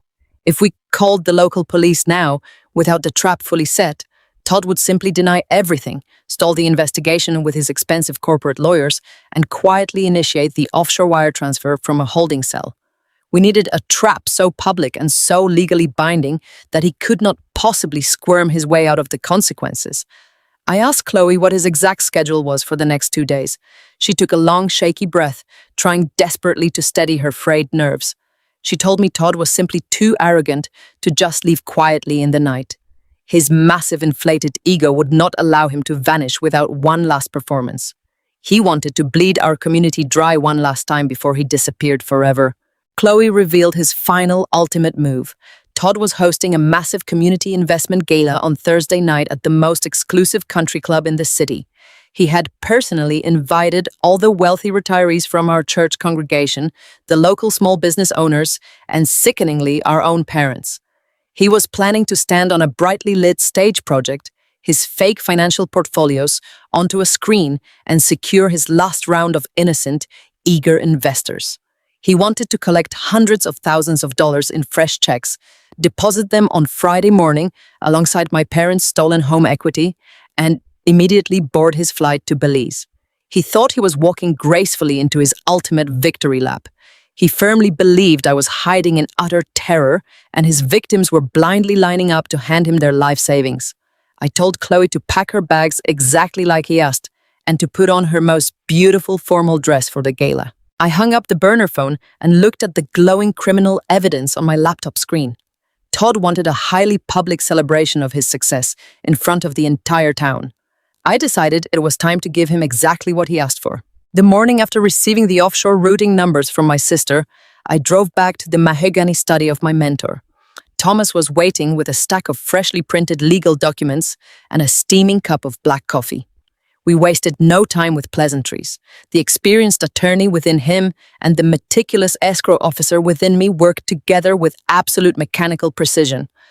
Armed with the digital IP trace and the photographic evidence of Todd and his offshore accounts, we had everything needed to execute a flawless financial ambush. Thomas drafted a formal lis pendens, a legally binding notice of pending litigation, and filed it directly with the county clerk. This quiet, devastating maneuver placed a hard legal lock entirely over the property deed belonging to my parents. It meant that no equity could be borrowed, transferred, or sold without explicit authorization from a federal judge. Next, I utilized my credentials to flag the fraudulent escrow holding account where the $400,000 sat waiting. I submitted a priority freeze order to the Federal Banking Authority, citing suspected international wire fraud. The heavy steel doors of the trap slammed shut. Todd and his stolen funds were paralyzed, and he had absolutely no idea. I left the house feeling a strange combination of profound exhaustion and fierce adrenaline. The rain had finally stopped, leaving the streets slick and bright under the late morning sun. For the first time in 9 weeks, I felt a genuine sense of control returning. I drove back to my dingy motel room, sat on the sagging mattress, and opened my laptop to monitor the banking portals. The hold status blinked back at me in bright green letters. I knew it would take the institution 24 hours to process the freeze and notify the account holder. Todd was currently walking around the city in his expensive tailored suits, arrogant and completely oblivious, believing he was days away from boarding a flight to Belize. He thought he had brilliantly outsmarted everyone. He thought I was just a terrified victim hiding in the dark shadows. He did not realize he was standing on top of a financial landmine I had personally armed. I closed my laptop and took a long, deep breath. I assumed I would have at least a day of peace before the explosion occurred. I was entirely wrong. At exactly 2 p.m., my cell phone shattered the silence of the motel room. The glowing caller identification displayed the private home number of my parents. My tired heart skipped a very heavy beat. I had not spoken to my parents since the day I stood in their pristine kitchen, and they chose to protect the reputation of their golden child over my broken heart. I took a breath and accepted the call, expecting perhaps a cautious inquiry or reluctant apology.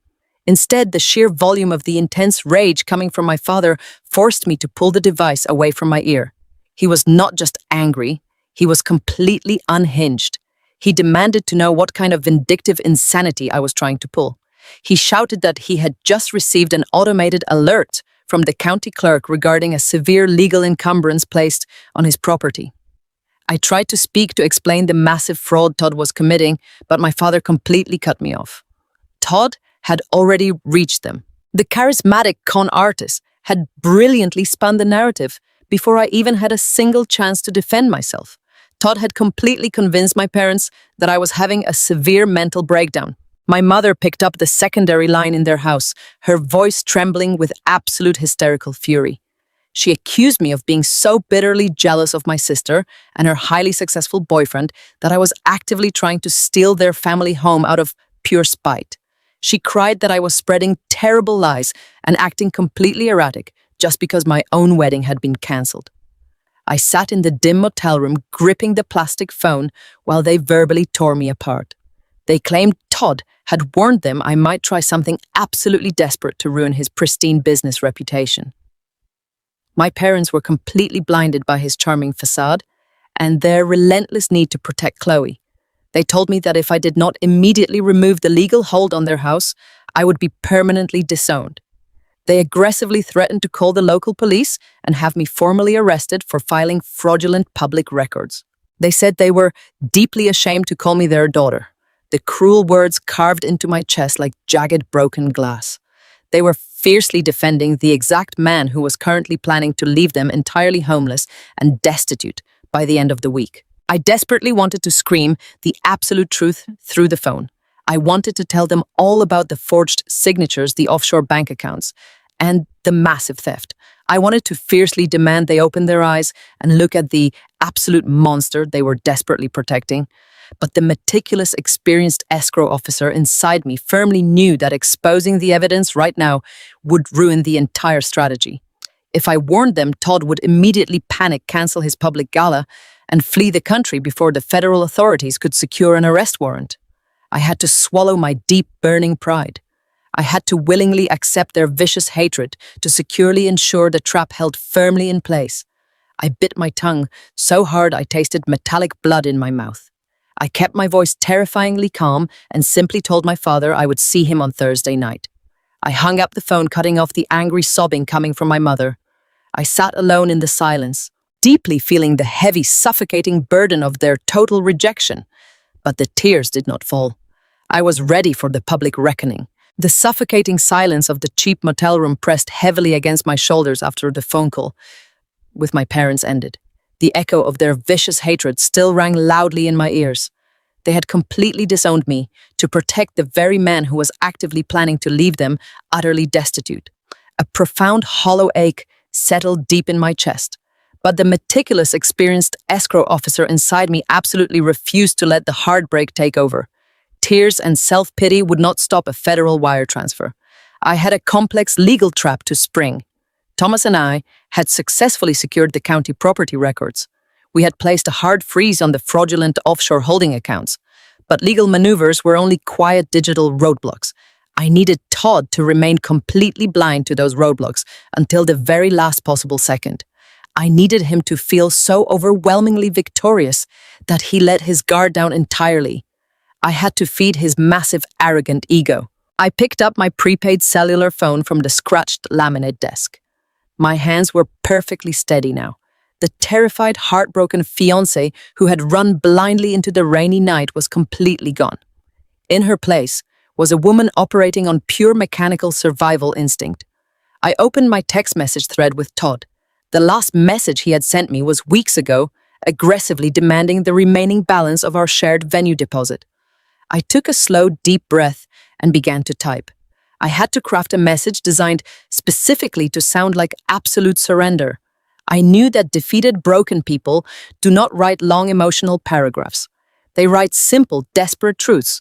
"You win, Todd," I typed out carefully. "I cannot fight you and my family anymore. You have taken everything from me. I am packing up my car and leaving town tonight. Keep the house. Keep the money. Just please leave me alone." I pressed send and placed the phone face up on the bed. I knew exactly how his twisted mind worked. A smart, cautious criminal would simply ignore the pathetic message from his victim and quietly proceed with his international escape plan. But Todd was not a smart criminal.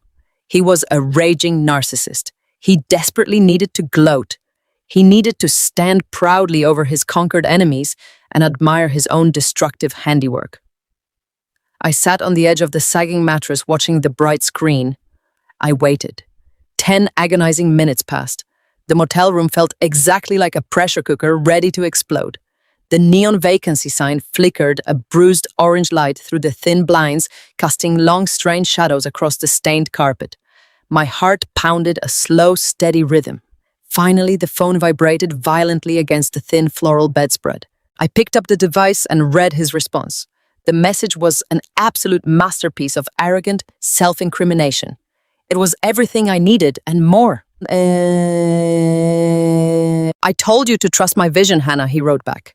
"You were always too small-minded and practical to understand how real luxury wealth is built.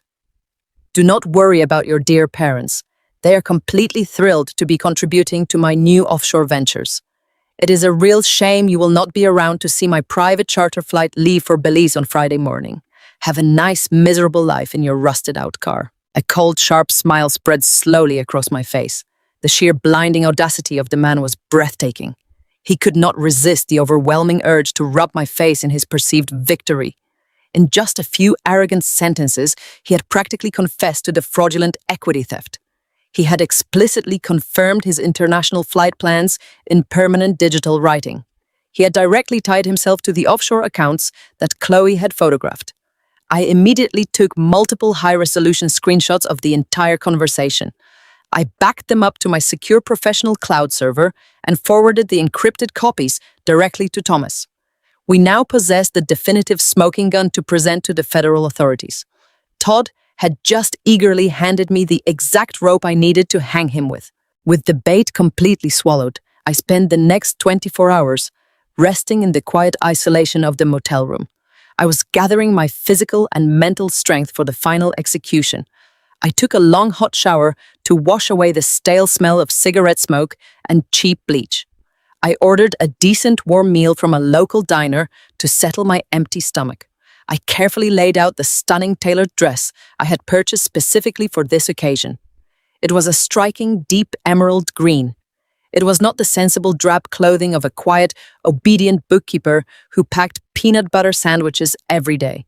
It was the armor of a strong professional woman stepping fully into her own reclaimed power. I brushed out my hair and applied my makeup with absolute precision. Every brushstroke was a promise to myself that I would never let anyone make me feel small again. Thursday evening arrived with a crisp, biting autumn chill. The sky outside darkened into a deep, bruised purple. Across town at the most exclusive private country club in the entire city, Todd was putting on his expensive tailored tuxedo. I could picture him perfectly. He was undoubtedly adjusting his silk bow tie in a gold-framed mirror, preparing to stand under massive crystal chandeliers and accept heavy checks from innocent local retirees. He was preparing to look my foolish parents in the eye and toast to their shared prosperity. He firmly believed he had completely destroyed my life and brilliantly secured his golden ticket out of the country. He thought he had won the ultimate victory lap. I packed my heavy leather tote bag with the digital flash drive containing the forensic evidence. I had the digital internet protocol trace from my mentor proving the forgery location. I had the offshore routing numbers proving the theft. I had his own arrogant written confession proving his intent to flee. I walked out to my car and started the engine. The drive toward the wealthy country club felt completely different tonight. I was no longer running away in absolute terror. I was driving directly into the fire. Todd was about to celebrate his flawless deception in front of the town's wealthy elite.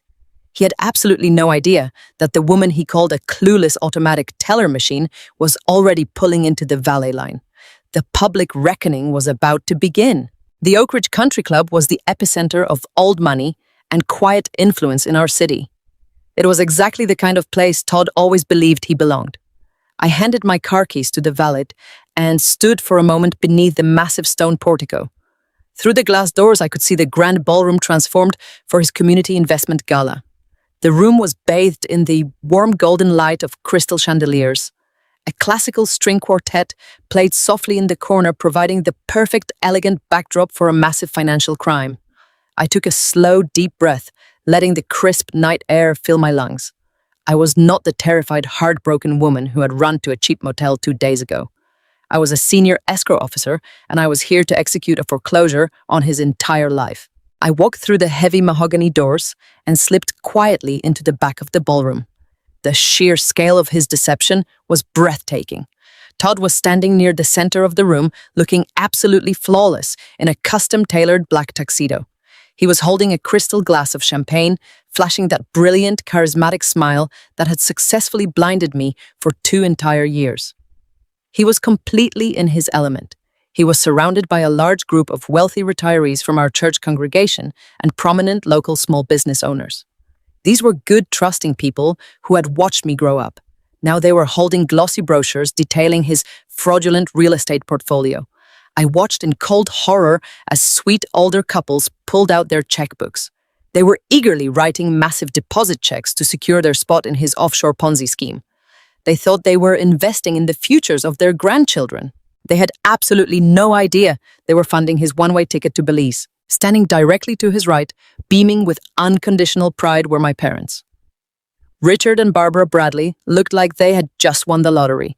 My father was wearing his best navy suit, laughing warmly at a rehearsed joke. My mother was holding a glass of wine, looking proudly out at the crowd of investors. They were actively helping a predator rob their own friends and neighbors. They were celebrating the man who had secretly forged their signatures to steal all the equity from their home. They had traded their loyal, hardworking daughter for the empty illusion of high society status. A sharp, bitter wave of anger washed over me, but I pushed it down immediately. Emotion would not win this battle. Cold, calculated precision would. For the past 2 years, I had always attended these corporate events, standing quietly in the background. I used to wear sensible dark pantsuits and flat, comfortable shoes. I used to blend into the wallpaper, making sure Todd remained the absolute center of attention. But tonight, I had dressed for a war. I was wearing a striking tailored emerald green dress that fell perfectly to my knees. It was bold, unapologetic, and impossible to ignore. I had styled my hair and applied my makeup with meticulous care. I did not look like a depressed accountant or a woman having a mental breakdown. I looked like a woman who held every single card in the deck. I stepped out from the shadows of the foyer and began to walk straight down the center aisle of the ballroom. I did not rush. I walked with a slow, steady, deliberate rhythm. The sharp, rhythmic clicking of my heels against the polished marble floor cut right through the soft music of the string quartet. The first person to notice me was Sarah, the older woman from our church, who had texted me about my supposed mental breakdown. Her eyes went wide with shock. She stopped talking mid-sentence. The sudden silence from her group caused the people next to them to turn around. One by one, the conversations across the grand ballroom began to fade away. It happened like a wave of falling dominoes. Within 30 seconds, the entire room had gone completely quiet. The only sound left was the classical music and the steady, confident click of my heels moving toward the front. Todd was in the middle of a charming story when he finally noticed the sudden, heavy silence. He turned around casually, expecting to greet another wealthy investor. His smug, charismatic smile froze completely on his face. The color drained rapidly from his cheeks, leaving him looking pale and suddenly very small. For a fraction of a second, the polished mask slipped, and I saw the absolute panic flashing in his eyes. He knew exactly what kind of financial access I possessed. He knew I was the last person on earth who should be walking into this room. Beside him, my mother dropped her wine glass. It shattered loudly against the marble floor, splashing red liquid across her expensive shoes. My father took a sudden step forward, his face twisting into a mask of pure aggressive fury. Todd recovered his composure with terrifying speed. The panic vanished, replaced by a cold, ruthless calculation. He leaned over and whispered something urgently to the two large private security guards stationed near the presentation stage. The guards immediately stepped off the platform and began moving directly toward me. Todd buttoned his tuxedo jacket and walked quickly down the aisle to intercept me before I could reach the front of the room. He stopped 3 feet away from me, blocking my path to the stage. He tried to maintain his warm, confident facade for the watching crowd, but his voice was a harsh, threatening whisper meant only for my ears. "Hannah, you need to turn around and walk out that door right now," he hissed, his eyes darting nervously to the security guards closing in behind me. "You are completely out of your mind. If you ruin this night for me, I swear to you I will destroy whatever is left of your pathetic life." I stopped walking. I stood perfectly still under the bright crystal chandelier. I did not shrink back from him. I did not look away. I looked him dead in the eye and let a slow, cold smile spread across my face. I knew the bank accounts were already frozen. I knew the property deed was locked. He was threatening me with an empty gun. "You cannot destroy anything else." "Todd," I said, my voice perfectly calm and carrying easily in the quiet room, "because you are entirely out of money and you are completely out of time." The two heavy security guards reached my side, placing their large hands aggressively on my shoulders to force me toward the exit. But I was not leaving. The two heavy security guards reached my side, placing their large hands aggressively on my shoulders to force me toward the exit. But I was not leaving. Before they could physically turn me around, a commanding voice echoed through the quiet ballroom. It was a voice that possessed decades of absolute legal authority. Thomas stepped out from the gathered crowd of wealthy investors. My 60-year-old mentor did not look like a man you wanted to cross. He was wearing a sharp charcoal suit and holding a thick stack of formal legal documents. He walked directly up to the lead security guard and pressed a piece of paper against the man's chest. It was a certified federal injunction. Thomas looked the guard dead in the eye and calmly advised him that touching me would result in immediate arrest for obstructing a federal fraud investigation. The guards immediately let go of my shoulders and took a wide, cautious step back. They were paid to bounce unruly guests, not to tangle with federal law. Todd stared at Thomas in absolute shock. He had no idea who this older man was, but he could feel his absolute control slipping away. In that brief moment of total confusion, I stepped around my former fiancé and walked directly up to the main presentation podium. A sleek silver laptop was resting on the stand, currently displaying a beautiful glossy photograph of a fake commercial real estate development. I did not hesitate. I reached down and ripped the display cable out of his computer. The massive screen behind the stage went entirely black. The crowd let out a collective gasp. I pulled the small encrypted flash drive from my emerald green clutch and plugged it directly into the primary projector system. Todd finally snapped out of his paralyzed state. He realized exactly what was happening. His face twisted into a mask of pure, desperate rage. He lunged across the stage toward the podium, reaching out to violently grab my arm. He never made it. Thomas stepped squarely into his path, blocking him completely. Thomas forcefully shoved a heavy legal binder directly into Todd's chest, pushing him backward. "That is a hard freeze order on your fraudulent offshore accounts," Thomas said, his voice carrying effortlessly over the murmuring crowd. "Sit down and be quiet, or I will have you restrained." Todd stumbled backward, clutching the binder, looking like a cornered animal. I reached out and turned on the primary microphone. A sharp, brief feedback whine cut through the ballroom, demanding every single ounce of attention. I pressed the forward button on the presentation remote. The massive screen behind Todd suddenly illuminated the dark room. It did not show charity portfolios or luxury apartments. It displayed a stark, high-definition scan of a $400,000 secondary mortgage agreement. The dense legal text loomed over the crowd like a massive, heavy storm cloud. "Good evening, everyone," I said. My voice was perfectly steady and clear. It bounced off the crystal chandeliers and reached every corner of the room. My name is Hannah Bradley. I am a senior escrow officer, and until a few weeks ago, I was engaged to the man standing on this stage. He has spent the entire evening telling you about his brilliant luxury real estate portfolio. He has asked you to hand over your hard-earned retirement savings to fund his next big project. I'm here tonight to show you exactly how he funds his beautiful lifestyle. I clicked the remote. The screen zoomed in heavily on the final page of the loan document. I pointed directly at the massive digital display. What you are looking at is an illegal equity loan taken out against my elderly parents' fully paid-off home. I looked down into the front row. My father Richard and my mother Barbara were standing perfectly still. The color completely drained from my father's face as he recognized the legal address of his own home projected in massive bold letters across the screen. The absolute horror settling into his eyes was undeniable. Right there at the bottom, you will see my personal signature and my official state notary seal authorizing this massive cash withdrawal. I continued, the problem is, I never signed this document. Todd forged my signature. He stole my secure professional credentials to bypass the federal banking security protocols. He framed me for a catastrophic financial crime to steal nearly $500,000 from the very people who welcomed him into their family. The silence in the grand ballroom was absolutely deafening. You could hear the ice melting in the crystal glasses. I clicked the remote again. A new document flashed onto the screen. It was the complex digital network routing report I had secured with Thomas.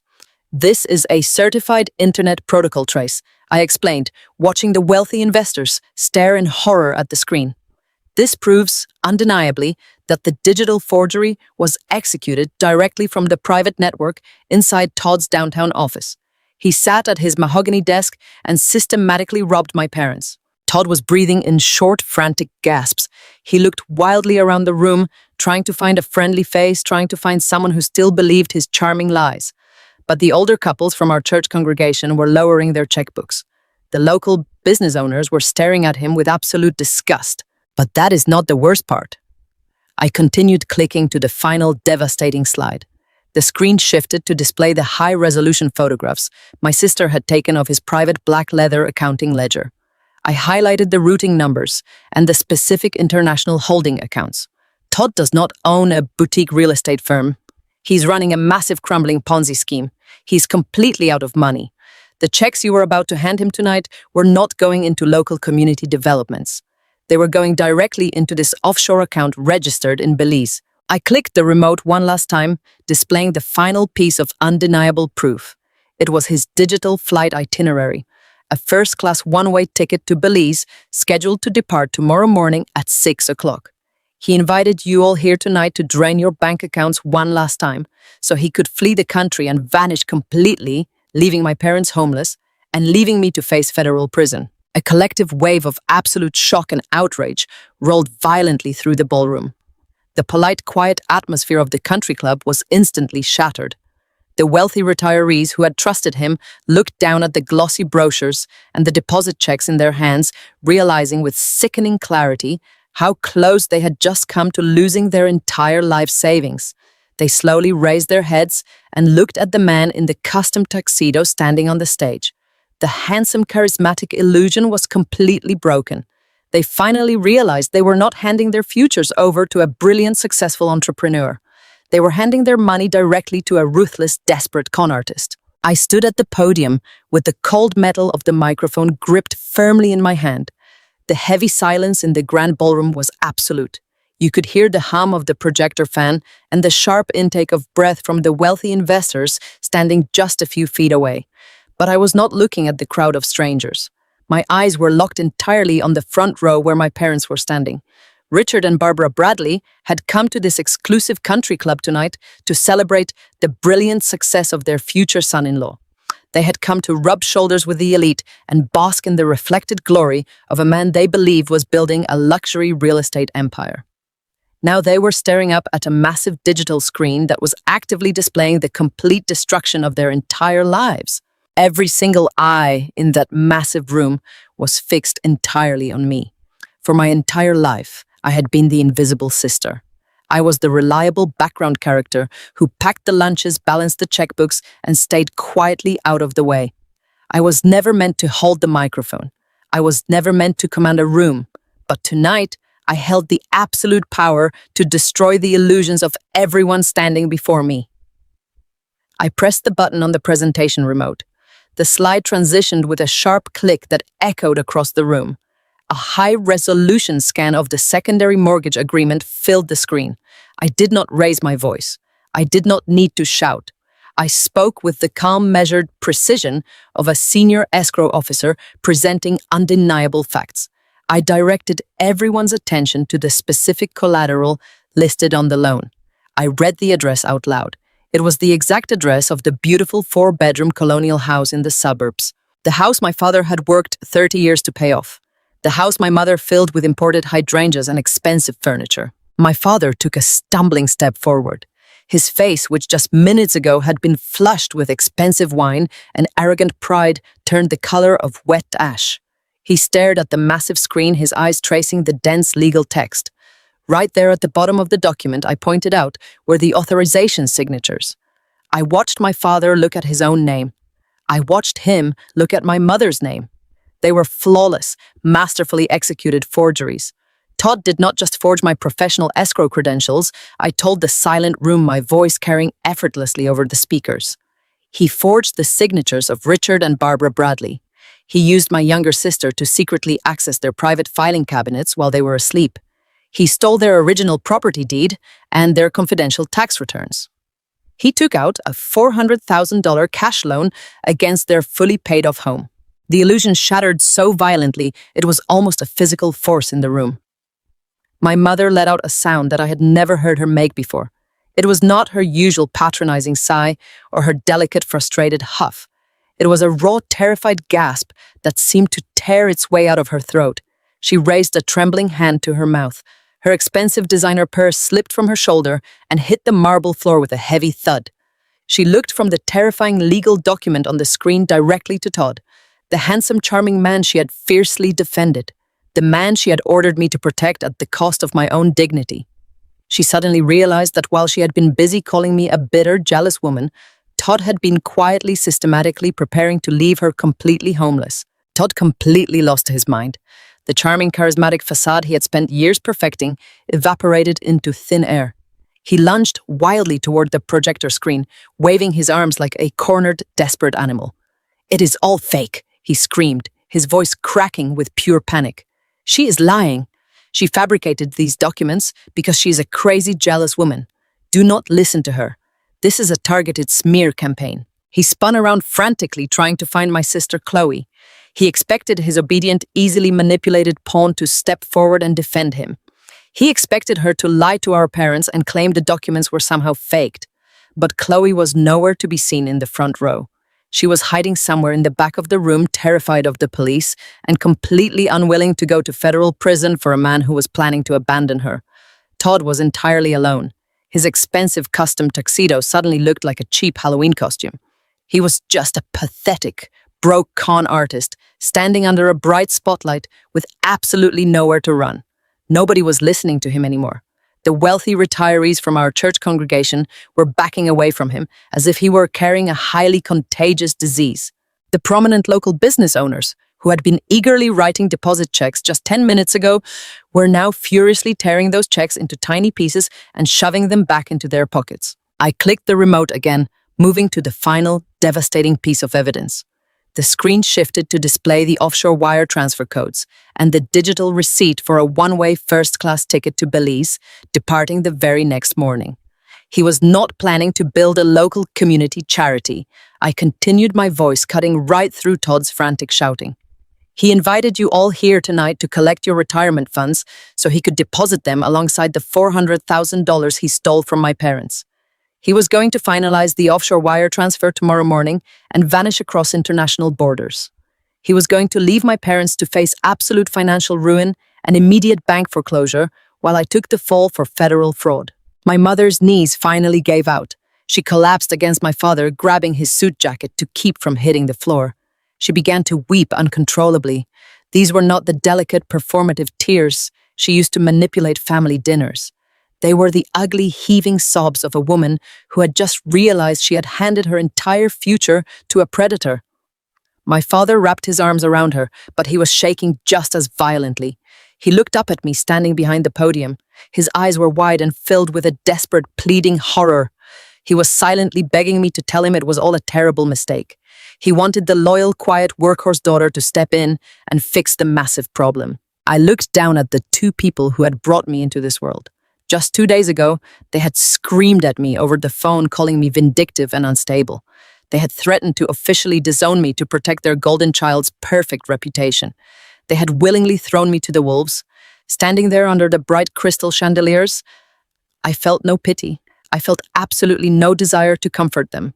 The broken, heartbroken daughter who desperately craved their conditional love was completely gone. I watched their perfect world burn to the ground right in front of my eyes. I did not smile. I did not gloat. I simply stood my ground, holding the presentation remote, letting the undeniable facts do all the talking.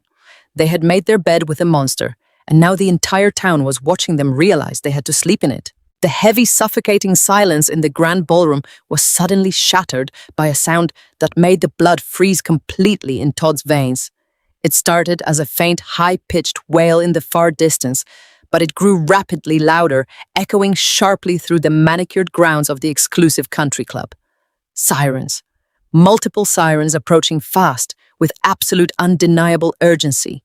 The harsh red and blue emergency lights began to flash violently against the tall floor-to-ceiling windows, casting chaotic, sweeping shadows across the crystal chandeliers and the horrified faces of the wealthy investors. I stood firmly at the podium, watching the color completely drain from the handsome face of the man who had tried to destroy my entire life. Did you honestly think I would stop at just freezing your fraudulent bank accounts, Todd? I asked into the microphone. My voice was perfectly calm and measured, cutting right through the rising panic in the room. I deal with federal wire transfers for a living.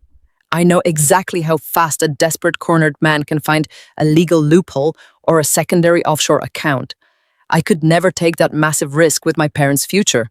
So I did not just call the bank this morning. I took this entire forensic packet, the forged documents, the internet protocol, traced the offshore routing numbers, and the photographic evidence, and I handed it directly to the white-collar crime division of the Federal Bureau of Investigation. The words hit him like physical blows. The arrogant, charismatic real estate mogul was entirely gone. In his place stood a terrified, cornered criminal who suddenly realized there was absolutely no way out of the trap. He looked wildly around the grand ballroom seeking an escape route. The wealthy retirees from our church congregation, the people he had been actively charming just 30 minutes ago, were now staring at him with absolute disgust and pure outrage. Prominent local business owners were actively stepping away from him, creating a wide, empty circle of isolation right in the middle of the polished dance floor. My parents were still frozen in the front row, completely paralyzed by the sheer magnitude of the catastrophe playing out right in front of their eyes. Todd realized the grand front entrance was already entirely blocked by the approaching police cruisers. His eyes darted frantically toward the heavy swinging doors that led to the catering kitchen. It was the only viable back exit. Pure, desperate survival instinct took over. He dropped his glossy presentation folder and bolted. He shoved a young waiter out of the way, sending a heavy silver tray of expensive champagne glasses crashing to the marble floor in a loud, chaotic shower of glass and liquid. He sprinted toward the service doors, his expensive custom tuxedo jacket flapping wildly behind him. He did not make it more than 20 feet. 4 men and 2 women who had been standing quietly among the crowd of guests, wearing formal evening attire, suddenly moved with terrifying coordinated precision. They were not wealthy local investors or casual country club members.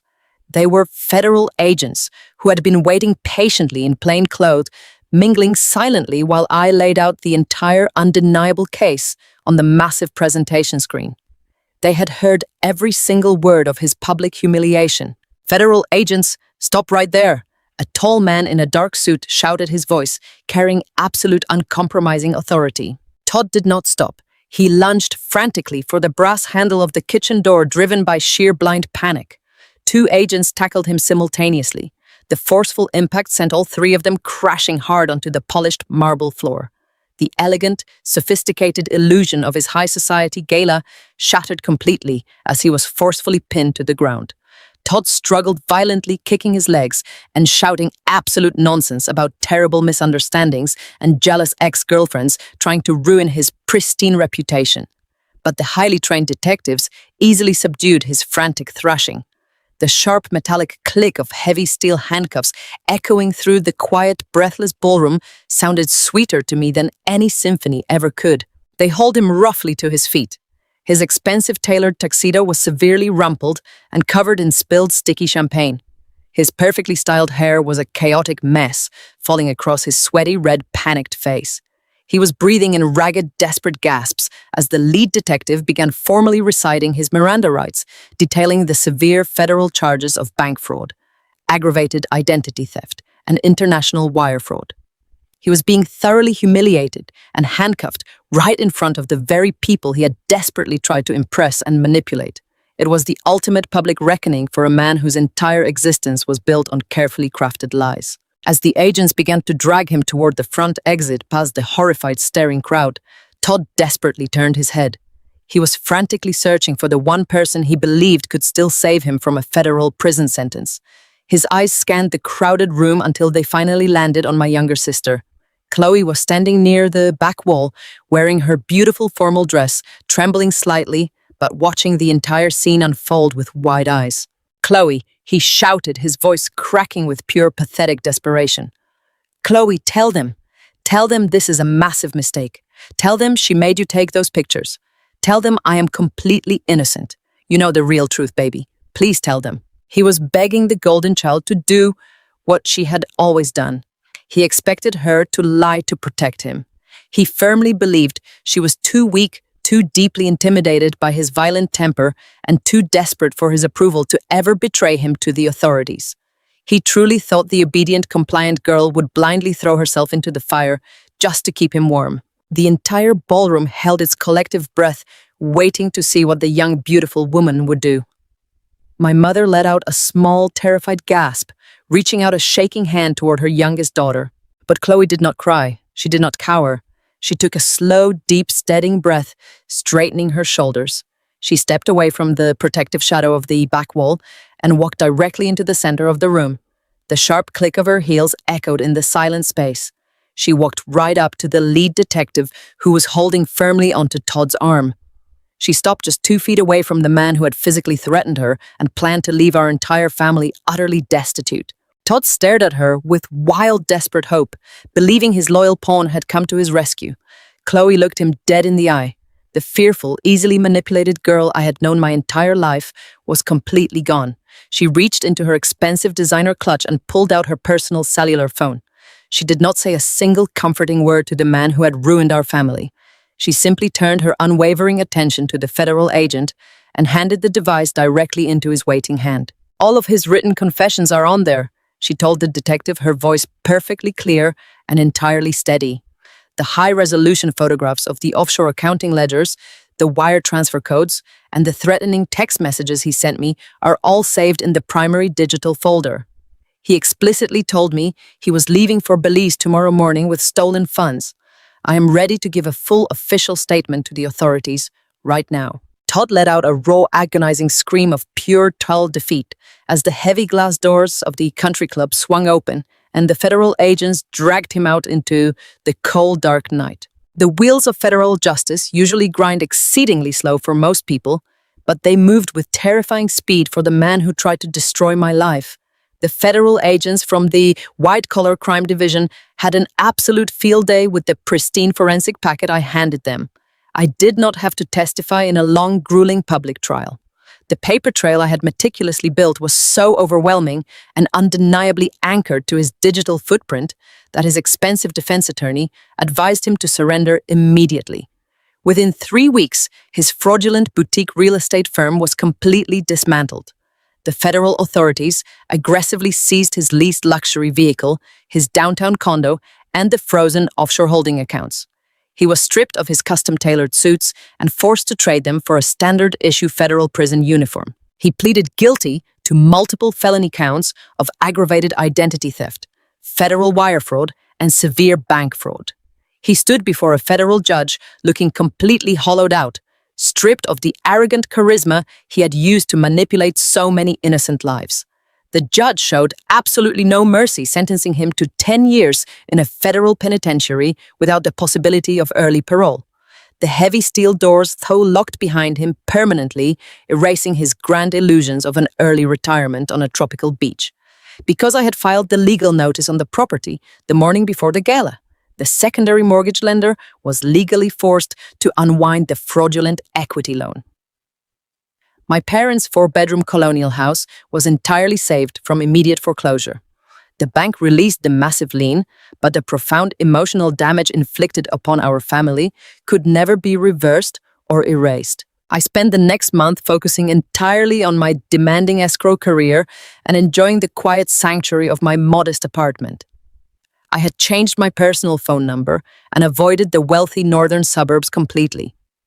I wanted absolutely nothing to do with the chaotic aftermath of their shattered social circles. But a final reckoning with my parents was inevitable. It happened on a quiet Sunday afternoon. The autumn air was crisp, and I was sitting at my kitchen island drinking black coffee when a soft, hesitant knock echoed from my front door. I looked through the security peephole and felt a sudden heavy weight settle squarely in my chest. Richard and Barbara Bradley were standing in the narrow hallway of my apartment building. They did not look like the proud, arrogant country club members who had threatened to disown me just weeks prior. They looked incredibly old, frail, and utterly defeated. I opened the door slowly, keeping my hand firmly on the brass knob. I did not invite them inside to sit on my sofa. I stood in the doorway, letting the heavy silence stretch between us. My mother was the first to break. She was not wearing her usual pristine makeup or expensive designer jewelry. Her eyes were red and swollen from weeks of crying. She reached out a trembling hand toward me, but I took a deliberate step backward. She whispered my name, her voice cracking with raw, agonizing emotion. She told me they were so incredibly sorry, and they came to beg for my forgiveness.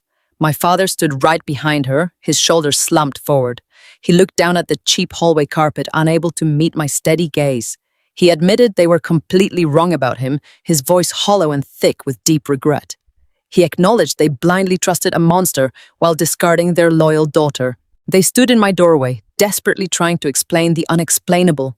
They admitted they had been entirely blinded by his charismatic illusions of wealth and high society status. My mother wept openly, confessing that she had desperately wanted to believe his lies because he promised to elevate their social standing in the community. She acknowledged how cruelly they had treated me, telling me that my father was devastated, and she was devastated by the massive mistake they had made.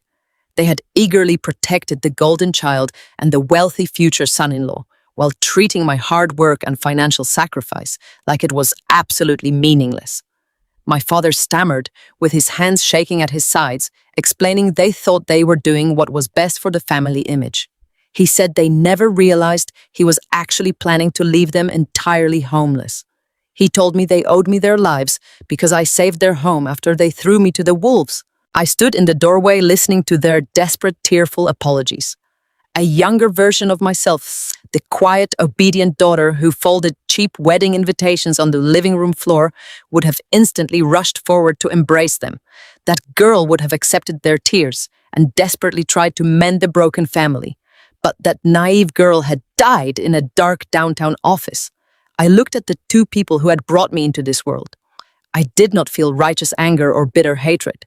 I just felt a profound, exhausting emptiness. I told them they were only apologizing because the absolute truth was broadcasted across a projector screen to the entire town. I kept my voice perfectly calm and level, pointing out they were only sorry because the man they chose over me turned out to be a federal criminal.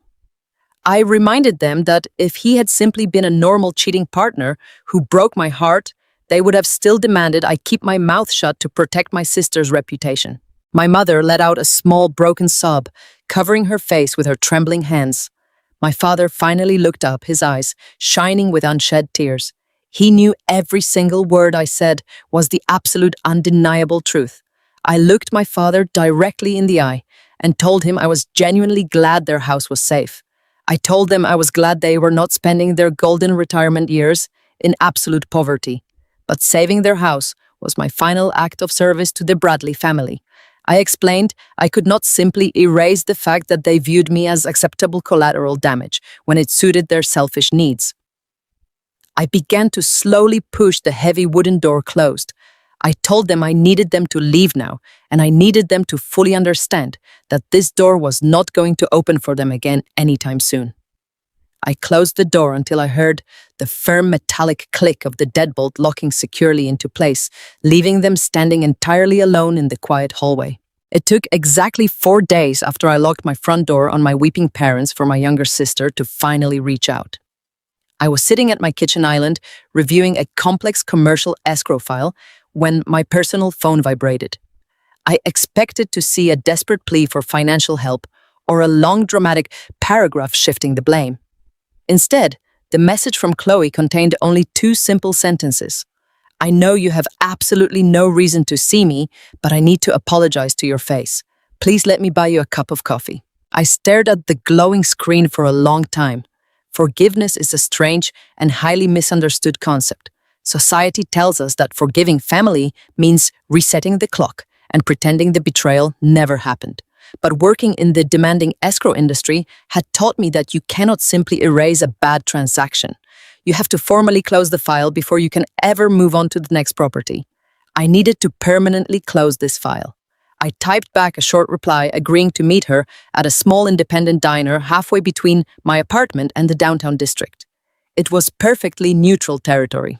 When I walked into the busy diner that following Saturday morning, I almost did not recognize my own sister. The glamorous, status-obsessed golden child of the Bradley family was entirely gone. Chloe was sitting alone in a corner booth wearing a faded gray sweater and plain denim jeans. Her signature pristine blonde hair was pulled back into a messy, uneven ponytail. She did not have her expensive designer handbag resting on the table. Instead, a cheap canvas tote bag sat on the cracked vinyl seat next to her. She looked exhausted, physically diminished, and incredibly young. I slid into the booth across from her. She did not try to reach across the table to hug me. She wrapped her hands tightly around her thick ceramic coffee mug, looking down at the scratched wooden table. "Hannah," she started, her voice cracking slightly, "I am not going to ask you for anything. I just need you to know that I am so incredibly sorry. I was arrogant and I was foolish, and I let a monster use me to destroy the only person who ever actually looked out for me." I kept my expression perfectly neutral, waiting for the inevitable excuse, but the excuse never came. Chloe took a slow, trembling breath and told me the absolute unvarnished truth about her new reality. With Todd sitting in a federal penitentiary and our parents desperately trying to salvage their own fractured finances, the endless river of family money had completely dried up. The luxury apartment was gone. The expensive dinners were a thing of the past. For the very first time in her 28 years of life, Chloe was entirely on her own. She looked up at me with tired, bloodshot eyes. She told me she had to surrender her leased vehicle because she could no longer make the massive monthly payments. She had moved into a cramped studio apartment with 2 roommates she barely knew. To pay off the crushing mountain of credit card debt she had accumulated while trying to impress Todd, she had secured a minimum wage job working the early morning shift at a local grocery store. She spent 8 hours a day standing on her feet scanning barcodes and bagging produce for people who did not even look at her. "I used to think you were just boring because you worked so much," she whispered, wiping a stray tear from her pale cheek. "I thought being the favorite daughter meant I was special, but it was just a toxic trap. They never taught me how to actually survive. They just taught me how to be dependent. And the second the money ran out, I realized I had absolutely nothing real to offer the world. I am starting completely from the bottom, Hannah. And I know I deserve every single second of it."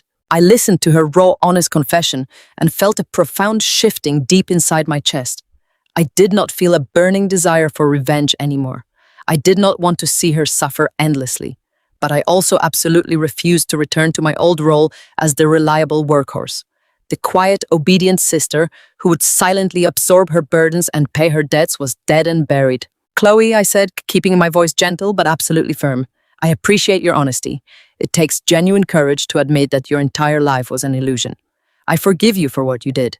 I forgive you for your part in the profound betrayal, because holding on to this bitter anger is only poisoning my own heart. She let out a small shaking breath of relief, but I immediately held up my hand to stop her. However, I continued looking her directly in the eyes. Forgiveness does not mean open access. I will not be your safety net anymore. I will not pay your rent when you are short on cash. I will not co-sign a car loan for you, and I will not step in to fix your mistakes. You made adult choices, and now you are facing adult consequences. You have to learn how to stand on your own 2 feet without using my spine for support. Chloe did not argue. She did not throw a dramatic tantrum or accuse me of being cruel. She simply nodded, accepting the heavy reality of the boundary I had just permanently established. I know, she said softly. I do not want your money, Hannah. I just want to learn how to be a good person. I want to learn how to be like you. We sat together in that noisy diner for another 20 minutes, making cautious small talk about the autumn weather and the upcoming holiday season. It was not a magical cinematic reconciliation. We were not suddenly best friends, but it was authentic. When we finally walked out into the crisp afternoon air, we went in entirely separate directions. I watched my younger sister walk toward the city bus stop carrying her cheap canvas bag. She had a long, incredibly difficult road ahead of her, but for the first time she was walking it entirely alone. I turned and walked toward my own car, feeling the cool autumn wind against my face. The suffocating dead weight I had carried for 2 long years had finally been lifted. The fraudulent ex-fiancé was securely locked away. My parents were facing the harsh truth of their toxic favoritism, and my sister was finally learning the true value of hard work. I unlocked my car door and slid into the driver's seat, taking a deep cleansing breath. The nightmare was completely over. I put the car in gear, preparing to close this painful chapter of my life forever and drive directly toward a bright future that belonged only to me. Exactly 365 days have passed since the night I stood under the crystal chandeliers of the Oak Ridge Country Club and watched the federal authorities drag my former fiancé out into the cold autumn air.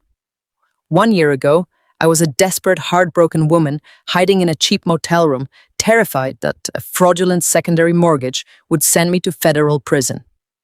Today, the reality I inhabit looks vastly different. I am sitting behind a massive polished oak desk in a corner office flooded with bright natural sunlight. Through the large glass windows, I can see the bustling downtown district of our city, but I'm not paying the lease for someone else's fraudulent boutique firm anymore.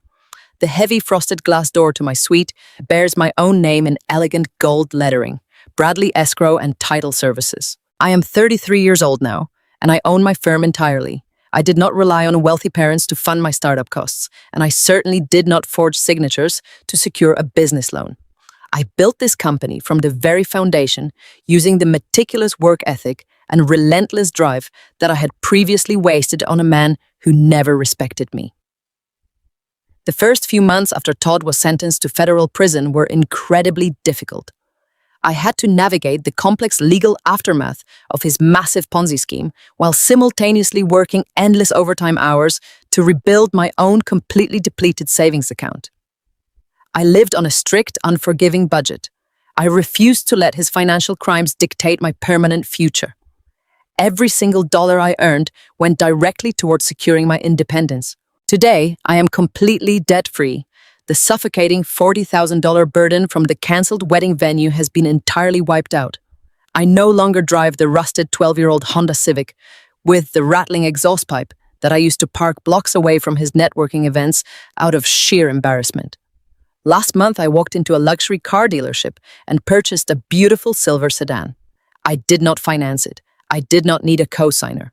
I wrote a single certified check using money I had earned with my own 2 hands.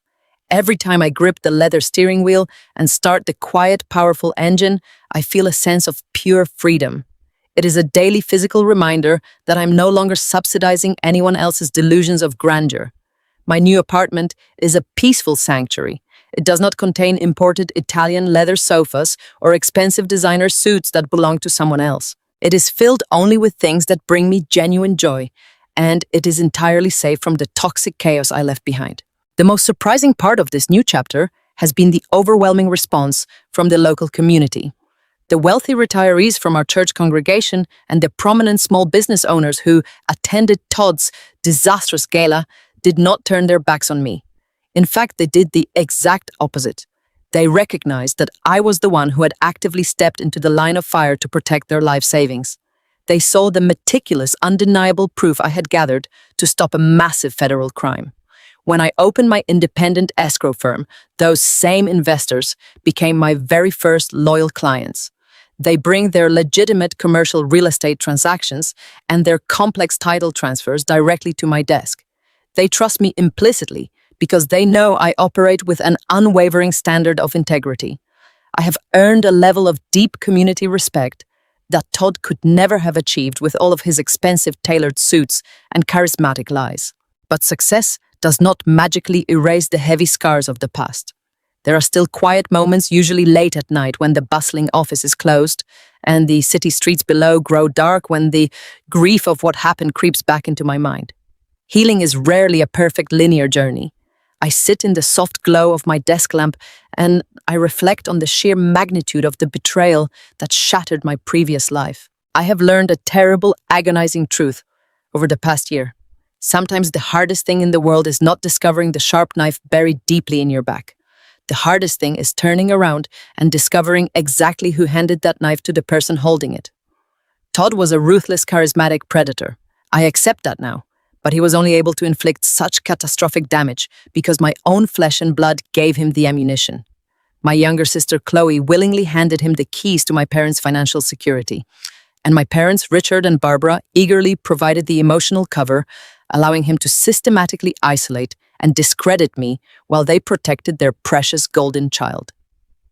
The devastating realization that my family viewed me as acceptable collateral damage was far more painful than losing my fiancé. For a brief, dangerous period, I thought that suffocating pain might actually destroy me. I thought the heavy, bitter weight of their collective betrayal would turn me into a cynical, hollowed-out shell of a woman. But sitting here, in my beautiful office, surrounded by the thriving business I built, I know I chose a different path. I refused to drink the toxic poison of endless resentment. Instead, I took every single ounce of that searing pain, every cruel word my parents spoke, every arrogant dismissal from my sister, and the absolute terror of that dingy motel room, and I forged it into impenetrable steel. I turned my crushing heartbreak into heavy armor. I used their complete lack of faith in me as the raw fuel to build my own independent empire. They firmly believed I was nothing more than a quiet, reliable workhorse, a human stepping stone, designed specifically to elevate their own social status. They severely underestimated the quiet strength of the woman they were stepping on. I am no longer the obedient, invisible daughter waiting desperately for a scrap of conditional love. I am the architect of my own destiny. I hold the pen to my own story now, and I am writing a brilliant future where I am the only one in charge. If you are still here with me listening to the final chapter of this incredibly difficult journey, I want to step away from the past and speak directly to you. We have walked through the darkest moments of my life together over the course of this story. You have heard every agonizing detail of the betrayal, the terrifying financial devastation, and the crushing realization that the people I loved most viewed me as nothing more than a convenient, disposable resource. But I did not share this deeply personal experience simply to entertain you or to seek pity. I shared it because I know with absolute certainty that there is someone listening to my voice right now who is walking that exact same lonely, exhausting path. There is a profound silent epidemic happening in homes all across this country, often hidden behind manicured lawns and perfect holiday photographs. It happens to hardworking, loyal people who have spent decades conditioned to believe that true love requires endless, painful sacrifice. It happens to the reliable ones, the fixers, the people who quietly pay the bills and absorb the stress so that everyone else can live comfortably. If you are watching this and you are setting yourself on fire to keep people warm who do not even respect you, stop. Please, just stop.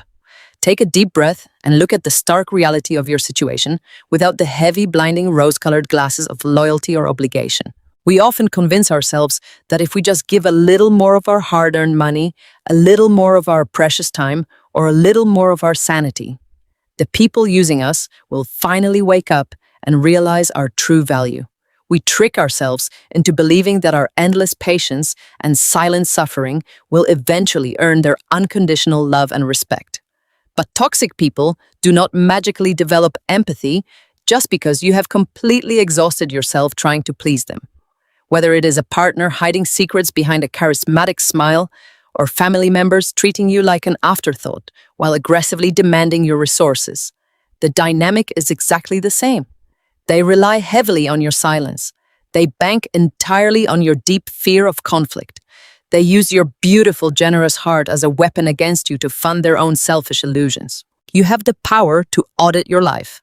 I say that as a professional senior escrow officer, but I also say it as a woman who had to learn the incredibly hard way that emotional ledgers matter just as much as financial ones. Take a hard, honest, and unflinching inventory of the relationships surrounding you today. Who is consistently making valuable deposits into your emotional bank account? Who shows up for you when you have absolutely nothing to offer them in return? And conversely, who is only making massive draining withdrawals? Who only calls your phone when they need a favor, a financial loan, or a convenient scapegoat for their own terrible decisions? You are completely allowed to close the accounts of people who bankrupt your spirit and drain your joy. I know exactly how terrifying it feels to stand up to the people who are supposed to protect and cherish you. I know the unique, crushing, suffocating guilt that comes when a mother or a father calls you vindictive or selfish simply because you refuse to be their automatic teller machine anymore. Society puts an enormous amount of pressure on us to forgive and forget, insisting that blood is thicker than water and that family is family, no matter what kind of abuse they inflict upon you. But I am here to tell you that boundaries are not a betrayal. They are survival. Refusing to participate in your own destruction is the most profound, powerful act of self-love you can possibly commit. You do not owe your future, your retirement savings, your pristine credit score, or your peace of mind to anyone who treats you like an expendable asset. You might be standing at a terrifying crossroads right now in your own life, wondering if you actually have the strength to pack those heavy trash bags. Make that difficult phone call or finally walk away from the carefully crafted illusion of a perfect family. It will be painful. It will likely be the hardest, most gut-wrenching thing you ever have to do. But I promise you the quiet, beautiful, unshakable peace that waits for you on the other side of that difficult choice is worth every single tear you will shed. You can rebuild your life from absolute scratch, and when you do, it will belong entirely and exclusively to you. No one will ever be able to hold your emotional or financial security hostage ever again. Thank you so much for staying with me through this story. Sharing these dark moments is never easy, but knowing that my journey might help someone else find their own hidden strength makes every second of vulnerability worthwhile. If my journey gave you the courage to stand up for yourself, or if it simply made you feel a little less alone in the dark, please hit that like button and subscribe to the channel. We are actively building a community of strong, resilient, empowered people here, and I would be absolutely honored to have you join us on this journey forward. Now I want to turn the conversation over to you. Have you ever had a partner or family member try to take advantage of your hard work? Have you ever found yourself trapped in that painful, exhausting dynamic where your daily sacrifices were completely expected, but your basic human needs were entirely ignored? How did you stop them? Did you have to execute a dramatic, highly public reckoning to protect yourself, or did you simply walk away quietly into the night to preserve your own peace? Share your experience in the comments below. I read every single one. Your story, your unique survival, might be the exact lifeline that another listener desperately needs to read today to find their own courage. Remember, you hold the pen to your own story. You are the sole author of your existence, and you have the absolute right to turn the page and write a brand new chapter where you are finally the priority. Do not let anyone else dictate your worth or steal the beautiful future you have worked so hard to build. Take care of yourself, protect your hard-earned peace at all costs, and I will see you next time.